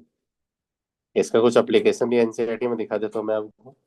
मैंने पहले ही बता दिया, क्लोरोफॉर्म कहाँ पे यूज करते थे, एनेस्थेसिया में यूज करते थे। क्लोरोफॉर्म जो होता था एनेस्थेसिया में यूज होता था, आज के डेट में नहीं होता है क्योंकि बहुत डेंजरस होता था इसका। ये क्या होता है, ब्रोमोफॉर्म का कोई यूज नहीं दिया जनरली, ये सब आपका क्या होता है, सॉल्वेंट भी होता है। नियरली लेस पोलर सॉल्वेंट होता है। जितना भी पेंट इंडस्ट्री होता है, लिक्विड होता है, जिसमें डिजोल्व करने के लिए डाइमेथाइलाइडिन क्लोराइड ही लेते हैं, ये क्लोरोफॉर्म ही सब लेते हैं हम लोग। आई बता ये ब्रोमोफॉर्म सब तो याद रखेंगे। और फिर हाइड्रोफॉर्म मैंने बोला एंटीसेप्टिक नेचर होता है, तो वो दिखा रहा हूँ। अभी देखो यहाँ पे।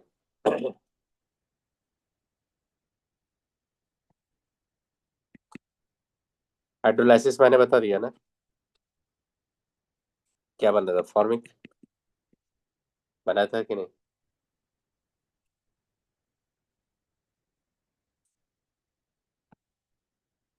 देखो याद करना, ये CaCl3 ऑक्सीजन के रिएक्ट करता है, इन पर ऑक्सीजन से रिएक्ट करके बनाता है फॉस्जीन।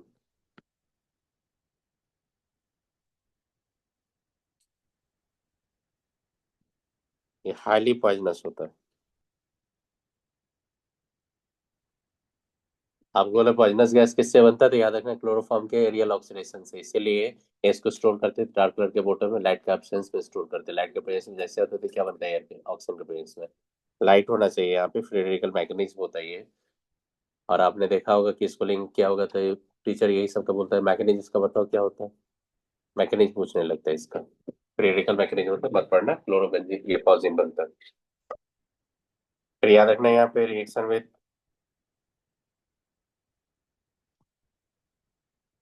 HNO3। HNO3 के साथ जब CnCl3 का रिएक्शन करवाएंगे, ये बनता है CCl3NO2, क्लोरोपिक्रीन बोलते हैं हम लोग, टीयर गैस जिसको बोलते हो।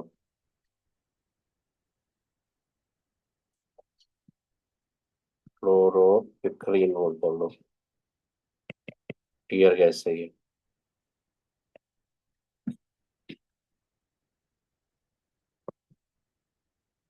आई बात समझ में? ये होता है क्लोरोपिक्रीन होता है। कर लेंगे, ये समझ में आएगा आपको। और एक याद रखना यहाँ पे, ये क्या होता है, बेंजीन क्लोरोबेंजीन लिए, और ये CCl3 और CHO, इसको बोलते हैं क्लोरल। इसको क्या बोलते हैं हम लोग, क्लोरल। ये सब इंफॉर्मेशन याद रखना। क्लोरल को क्लोरोबेंजीन से जब रिएक्ट करवाते हैं, 2 ड्रॉप ऑफ कंसंट्रेटेड H2SO4 में, 3 ड्रॉप्स लेते हैं हम लोग इसका, ये कैटलिस्ट। CCl3CH आता है आपका ये, Cl, Cl, DDTC को बोलते हैं हम लोग।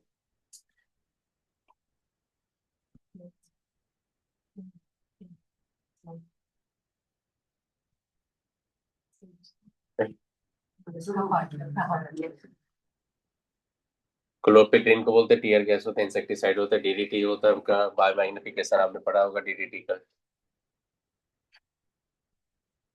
फिर आपका कर लिए, देखो,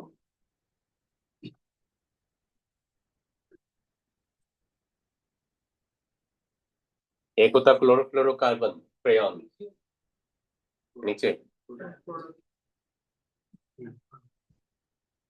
एक होता है फ्रेयॉन, क्लोरोफ्लोरोकार्बन, जो कहाँ पे यूज करते हैं, एसी में जो हम लोग कूलेंट यूज करते हैं, फ्रेयॉन ही होता है वहां पे।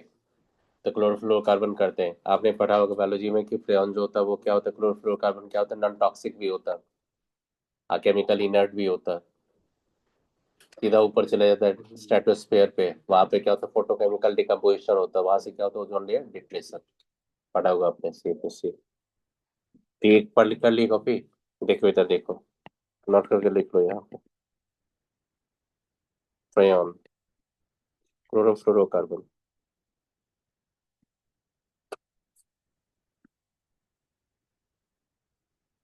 देखो क्या होता है ये, अगर आपने CFCl3 लिया,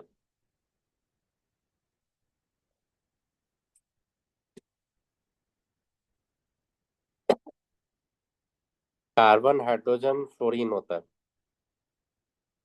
कार्बन हाइड्रोजन फ्लोरीन जाएंगे, इसमें क्या करना है आपका,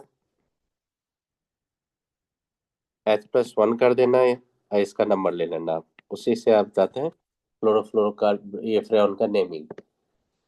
तो CFCl3 में कार्बन एक है ऑलरेडी, नंबर ऑफ कार्बन है आपका, यहाँ पे बोल रहा हूँ नंबर ऑफ कार्बन -1, तो नंबर ऑफ कार्बन -1 करेंगे तो 1 - 1 0। यहाँ पे हाइड्रोजन तो नहीं है, तो क्या करेंगे आप, 0 + 1 तो कितना हो जाएगा, 1। यहाँ पे 1 है, इसको बोलते हैं फ्रेयॉन 11। आई बात समझ में? फ्रेयॉन, हाँ। तो फ्रेयॉन क्या बोलते हैं इसको हम लोग, फ्रेयॉन 11 बोलते हैं हम लोग। और देखो यहाँ पे क्या होगा कि CClF3 अगर लेंगे तो खुद से बता दोगे, फ्रेयॉन 13 हो जाएगा कि नहीं है।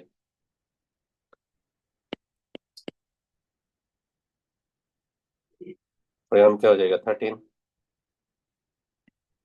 समझ में आएगा कैसे करेंगे 13।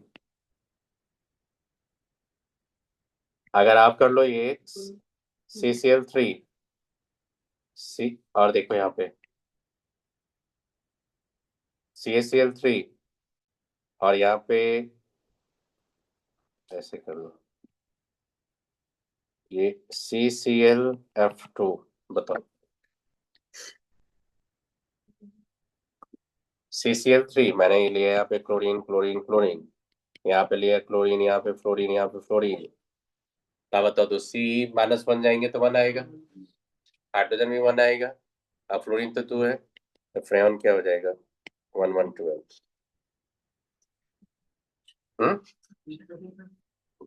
आकाश में पूछेगा टेस्ट सीरीज में, फ्रेयॉन 11 क्या होता है, फ्रेयॉन 12 क्या होता है, दिखा देता हूँ एनसीईआरटी में ना। समझ में आएगा फ्रेयॉन का नेमिंग, देखो ना दिखा देता हूँ, कर ली कॉपी है नहीं।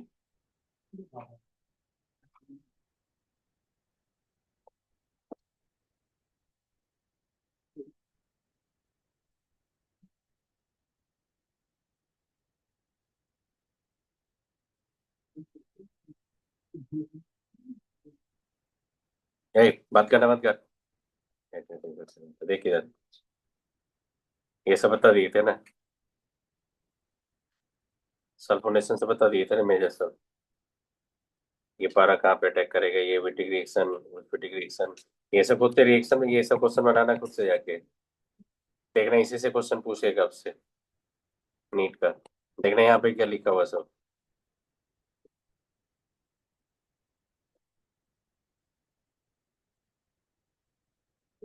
देखो यहाँ पे डाइक्लोरो बोला था ना, पेंटेन से मेरे प्लेट एरोसोल अपना देख लेना वहाँ पे, हेजीनेस क्या होता है, ये कैसे ये नर्वस सिस्टम को कैसे, ये सेंट्रल नर्व को कैसे डैमेज करता है, याद रखना, ये सब पढ़ लेना खुद से, ठीक। आइए, तो ये सब थोड़ा खुद से देख लीजिएगा, ट्राइक्लोरो में आएंगे तो chloroform implies solvent in the fats and alkaloids, iodine दिया है यहाँ पे, देखो प्रोडक्शन ऑफ फ्रेयॉन दिया ना R22, तो यहाँ पे once used in the general and aesthetic surgery but has been replaced by the toxic safer and aesthetic such as ether, less toxic, यह कि नहीं यहाँ पे ether चला है आपका, फिर it might be expected from the inhaling the chloroform vapor depress the central nervous system, breathing about the 900 देखो parts per million भी बोल रहा है, chloroform per million, और ये for the short term cause the dizziness and fatigue and headache, सही बात समझ में, तो ये क्रोनिक एक्सपोजर के यहाँ पे, फिर आपको यहाँ पे बोल रहा है कि पॉजिन आता है आपका, किडनी पे स्ट्रोक कैसे ये करता है, किडनी पे कैसे डैमेज करता है, ये सब देखना आप खुद से, ये सब देखो, ये पॉजिन बनाया कैसे मैंने बता दिया आपका, फिर ट्राइडोबेंजीन ने use earlier antiseptic, antiseptic property due to liberation of free iodine, यही पूछा वो जेई में कि क्लोरोफॉर्म जो होता है, हाइड्रोफॉर्म होता है, उसका एंटीसेप्टिक नेचर क्या होता है, due to liberation of free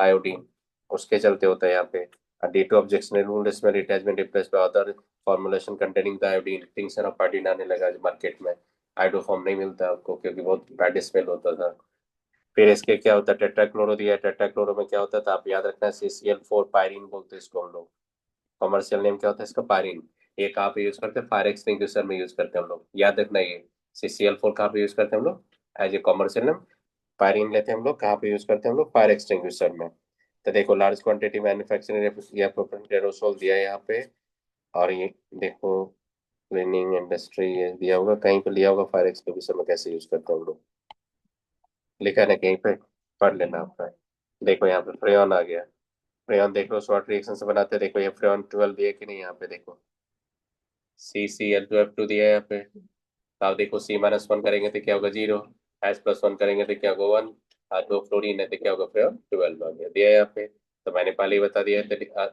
क्या होता है ये केमिकल इनर्ट होता है, सीधा डिफ्यूज करके जाए कहाँ पे, स्ट्रेटोस्फेयर में, क्या करता है ओजोन डिप्रेशन करता है, आपने कोई तो प्रोटोकॉल ये सब पढ़ा होगा आपने, या सिलेबस हट गया होगा वो आप देखिएगा, चलो फ्रेंड समझ में आ गया कैसे होता है ये, मैंने DDT पहले ही बता दिया यहाँ पे, DDT, DDT का क्या होता है, बायोमैग्निफिकेशन होता है, बायोमैग्निफिकेशन से क्या होता है कि जब जाओगे कि आपका फूड चेन होता है, फूड पिरामिड होता है, फूड पिरामिड के ऊपर जाओगे तो सबसे ऊपर कौन होता है, वहाँ पे क्या होता है जनरली बर्ड्स होता है, तो बर्ड्स में क्या होता है एक सेल का फॉर्मेशन नहीं होने देता था, कौन DDT, तो DDT के सेल पे क्या होता है इंसेक्टिसाइड में यूज करते थे हम लोग, लेकिन इसका देखना कि सिस्टम पे देखा तो बहुत बड़ा इम्पैक्ट आया था, इसीलिए इसको हटा दिया DDT को, DDT रिप्लेस कर दिया, लेकिन अभी भी कहीं कहीं को वर्ल्ड में चल रहा है, लेकिन बहुत जगह बैन लग गया DDT का, तो DDT का स्ट्रक्चर याद रखना, पूछते हैं क्वेश्चन इस पे, समझ में आ गई है, फिर देखना कि फिजिकल प्रॉपर्टीज होती है उसमें क्या पढ़ना है, सुनो आपको ये सब का एनसीईआरटी से है ना क्या दिया है, सुनो सबसे पहले देखना मेल्टिंग पॉइंट बॉइलिंग पॉइंट, एक सिंपल बता रहा हूँ आपको, देखना क्या होता है, सुनो पहले बता देता हूँ, देखो क्या होता है कि अगर आपसे पूछेगा कि melting point boiling point physical property लिखोगे तो फिजिकल प्रॉपर्टी लिख लो यहाँ पे, देखो लिखो, फिजिकल प्रॉपर्टी लिखो, एक चीज दिखा देता हूँ।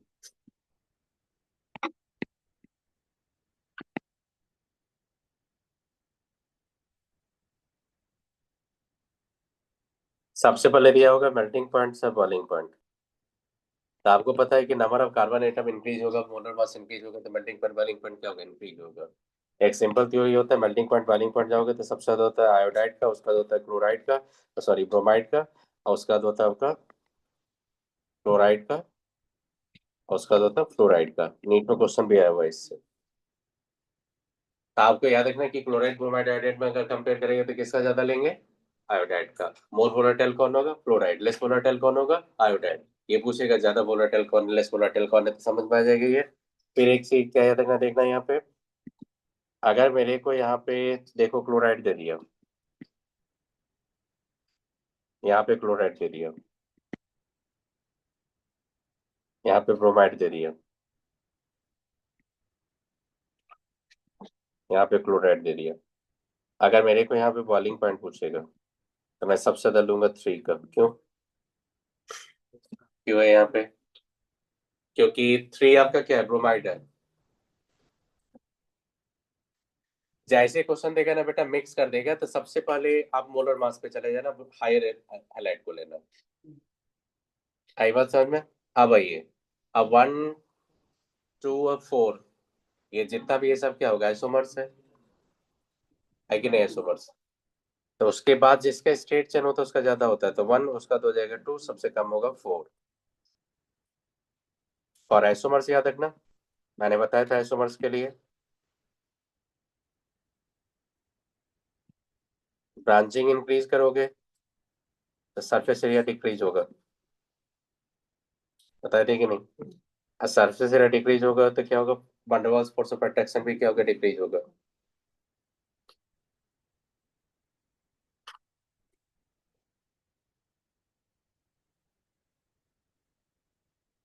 Wonder Waals force of attraction भी क्या होता है वहां पे, डिक्रीज होता।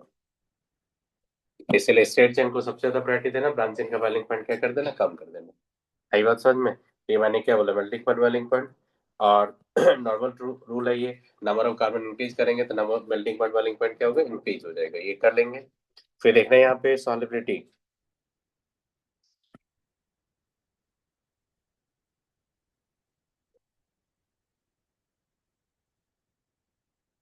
एस्पिरिंगली सॉल्युबल इन वाटर, मतलब लेस सॉल्युबल, इनसॉल्युबल बोलोगे, बट सॉल्युबल इन किस में होगा बता दो, ईथर। CaCl3 इस समय डिजोल्व हो जाता है, लेकिन सॉल्युबल किस में होता है आपका ये, स्प्रिंगली सॉल्युबल या नॉन सॉल्युबल किस में बोलेंगे आप, वाटर में। देखो एक्चुअली क्या होता है, CH3 CH2 Cl लेंगे, यहाँ पे डेल माइनस होगा, यहाँ पे डेल प्लस होगा। Now, alkyl halide molecules are held through the strong van der Waals force of attraction due to the polar molecules, होगा कि नहीं है। तो आपका क्या होगा कि अल्काइल क्लोराइड कुछ भी लेंगे यहाँ पे तो डेल माइनस होगा, यहाँ पे डेल माइनस होगा, ये डेल प्लस होगा। और फिर इससे क्या होगा, आर होगा, Cl होगा, ये डेल माइनस होगा, ये डेल प्लस होगा, होता ही है। क्या बोलते हैं इसको हम लोग,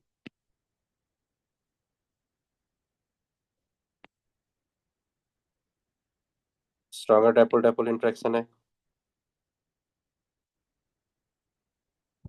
ये तो पता चल रहा है आपको। अब खुद से सोचो कि सॉल्वेंट में भी तो stronger dipole dipole interaction, hydrogen bonding होता है यहाँ पे।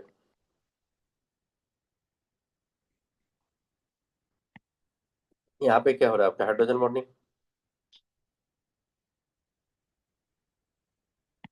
इसको ऐसा कर दो, बेटर होगा। यहाँ पे डाइपोल डाइपोल, यहाँ पे hydrogen bonding.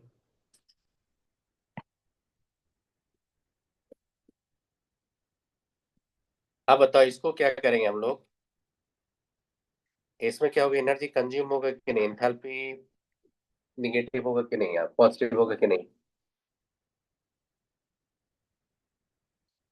Separated alkyl halide.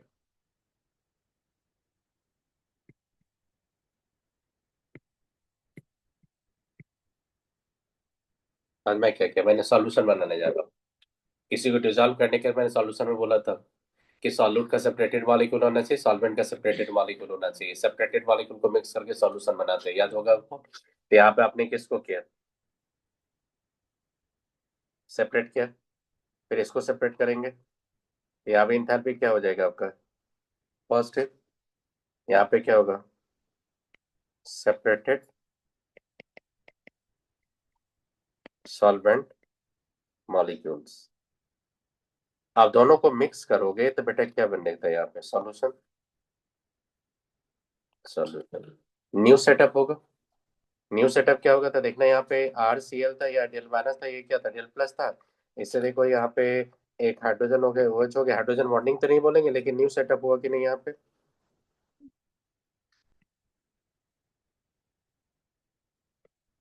New force of attraction. आप बताओ, जो न्यू फोर्स ऑफ अट्रैक्शन होगा उसमें एनर्जी क्या होगा, रिलीज होगा।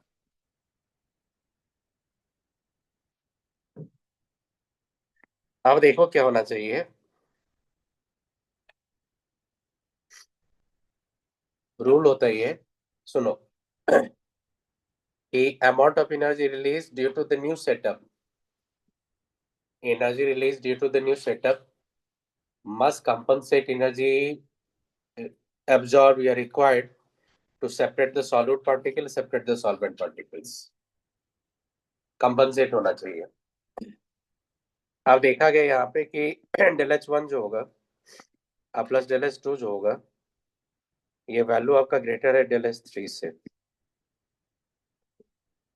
इसका मतलब कंपनसेट नहीं कर पाए, मतलब जितना एनर्जी आपका रिक्वायर्ड होगा उससे लेस अमाउंट ऑफ एनर्जी क्या होगा, रिलीज होगा।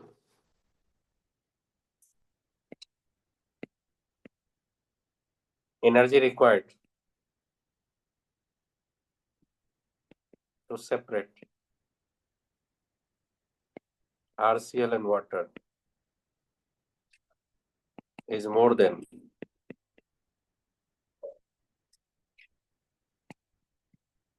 energy released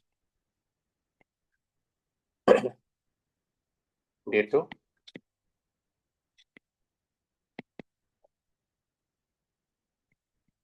new force of attraction between alkyl halides and water. That's why alkyl halide insoluble in water. समझ में आ गया कि insoluble होता है ये, क्योंकि कंपलसरी नहीं कर पड़ता, इसलिए अल्काइल हाइड वाटर में क्या होता है आपका, insoluble। कर ली कॉपी, कर ली। देखो यहाँ पे एनसीईआरटी क्या लिखा है, याद रखना, पूछा था एक बार नीट में क्वेश्चन भी। देखो मेथाइल ये दिया है आपके सब सम ऑफ द, देखो याद रखना कुछ जो स्मॉलर होता है ना, वो तो आपका गैस होता है, मेथाइल क्लोराइड सब गैस होता है ये। आयर लिक्विड सॉलिड दिया है यहाँ पे, देखो due to the greater polarity as well as the higher molar mass compared to parent hydrocarbon, intermolecular force of attraction dipole dipolar van der Waals force दिया यहाँ पे, are stronger in the halogen derivatives दिया है यहाँ पे। That's why the boiling point of the chloride, bromide, iodide ये considerable higher than that of corresponding hydrocarbon ये दे दिया। अब देखना यहाँ पे किसका दिया है, तो यहाँ पे दिया है यहाँ पे कि attraction get stronger as the molecule get bigger size and have the more electrons, दिया कि नहीं आपका। तो देखो यहाँ पे आयोडाइड ब्रोमाइड क्लोराइड में किसका दिया, आयोडाइड का दिया है यहाँ पे। फिर देखना boiling point of isomeric halogen can decrease with increasing the branching, clearly दिया है यहाँ पे। ये देखो ब्रांचिंग किया, बॉइलिंग पॉइंट क्या क्या डिक्रीज किया। Boiling point of the isomeric dichlorobenzene, अब यहाँ पे ये मैं बता रहा हूँ थोड़ा एक्सेप्शनल है। देखो सॉल्वेटी जाओ, in haloalkanes very slightly soluble in water. In order to dissolve the haloalkanes in the water, energy is required to overcome the force, देखो attraction between the haloalkanes molecule and break the hydrogen bonds between the water molecule, clearly बोल रहा है यहाँ पे energy required होना चाहिए। Less energy released when the new attraction are set up, बोल रहा है यहाँ पे लेस एनर्जी रिलीज होगा यहाँ पे as result of solubility of halogens in water is low। आई बात समझ में, तो ये चीज आप याद रखना, स्ट्रॉन्गर हाइड्रोजन बॉन्डिंग कैसे कंपनसेट करते हैं, किसके बेसिस पे होता है, तो मैंने सॉल्वेबिलिटी बता दिया। आप क्या करना है यहाँ पे, डेंसिटी को एक चीज याद रखना, डेंसिटी मैं यहाँ पे लिख बता देता हूँ, आप थोड़ा याद रखना इसको, बहुत इंपॉर्टेंट है, पूछा ये। इस चार्ट को देखना, उसका डेंसिटी का कंक्लूजन लो। मोनो, देखो monohalide, monochloro, monochloro less denser than water, dichloro, bromide, iodide, more denser than water. Check कर लो। जितना भी ब्रोमाइड आयोडाइड होगा सब डेंसिटी वाटर से ज्यादा होगा। जितना भी डाइक्लोराइड होगा सबका डेंसिटी वाटर से ज्यादा होगा। लेकिन एक से मोनोक्लोराइड होगा जिसका डेंसिटी वाटर से लेस होगा। चेक कर लो। ज्ञान आपका, तो ये भी क्वेश्चन पूछा हुआ है जी वन में। Which one is the more density, which one is the less density. The density याद रखना, सबसे ज्यादा डेंसिटी होता है आयोडाइड का। चेक कर लो। अगर मोनो लेंगे तो सबसे ज्यादा डेंसिटी किसका होता है? आयोडाइड का। मेल्टिंग पॉइंट सबसे ज्यादा किसका होता है? आयोडाइड का। सबसे लेस डेंसिटी किसका होता है? फ्लोराइड का। याद रखोगे? कर लेंगे। यहाँ पे जितना भी टेबल है सबसे ज्यादा डेंसिटी किसका दिया? आयोडाइड का दिया है कि नहीं? तो याद रखना, बहुत इंपॉर्टेंट है, तो डेंसिटी का याद रखना।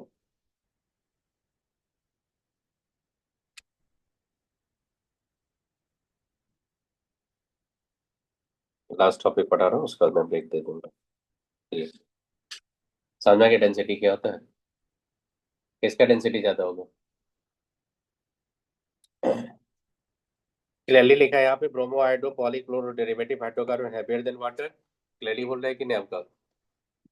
और सबसे कम डेंसिटी किसका होता है यहाँ पे? क्लोरो का। ये याद रखना। एक दो बार देखोगे इसको अपने आप समझ में आ जाएगा, डाटा फाटा नहीं लर्न करना आपको। आपको देखना कि जितना भी था उससे चार्ट में सबसे ज्यादा किसका था? आयोडो का। और किसका किसका ज्यादा था वाटर से? तो डाइक्लोरो, ट्राइक्लोरो, डाइब्रोमो आयोडो को। मोनोक्लोरो का डेंसिटी वाटर से क्या था? लेस था। इतना याद रखना, काम चल जाएगा आपका। इसमें क्या होता है कि आप जब पढ़े थे तो बॉन्डिंग में पढ़ाए थे, ये डाइक्लोरोबेंजीन होता है ये सब। ये डाइक्लोरोबेंजीन होता है। इसमें देखना क्या हो जाएगा, ये डाइक्लोरोबेंजीन है ये। वन लिए, टू लिए, थ्री लिए। इसमें देखना कि डायपोलमेंट सबसे ज्यादा किसका होता है? वन का, उसका टू, थ्री का तो जीरो होता है। जानते हो ये। सबसे सिमेट्रिकल क्या है?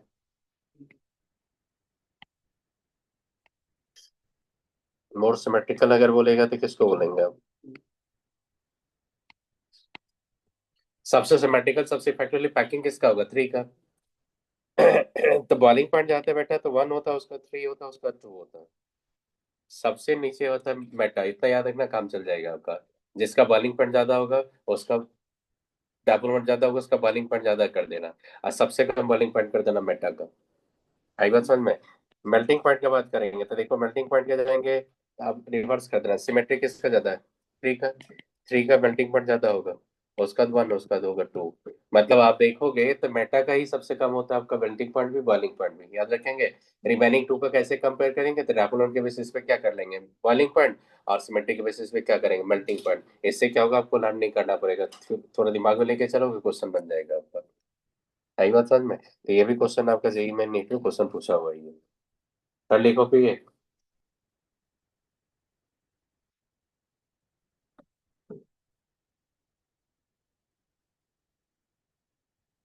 तो देखो यहाँ पे जो एनसीईआरटी का दिया है, यहाँ पे एक लाइन देखो। देखो तीनों का डाटा दिया देखो। बॉलिंग पेन किसका दिया? 453। इसके क्या दिया? 448। ये क्या होगा? 446। ज्यादा डिफरेंस नहीं, लेकिन किसका ज्यादा फर्क है? वाले क्या है? और तो उसका फर्क है, उसका क्या मेटा। मेल्टिंग पॉइंट है ये, तो मेल्टिंग पॉइंट देखो सबसे ज्यादा किसका निकल गया? फर्क। उसका क्या हो गया? और तो उसका क्या हो गया? मेटा। याद रखोगे। यही था आपका एल्केन्स एल्योरीन्स कंप्लीट हो गया।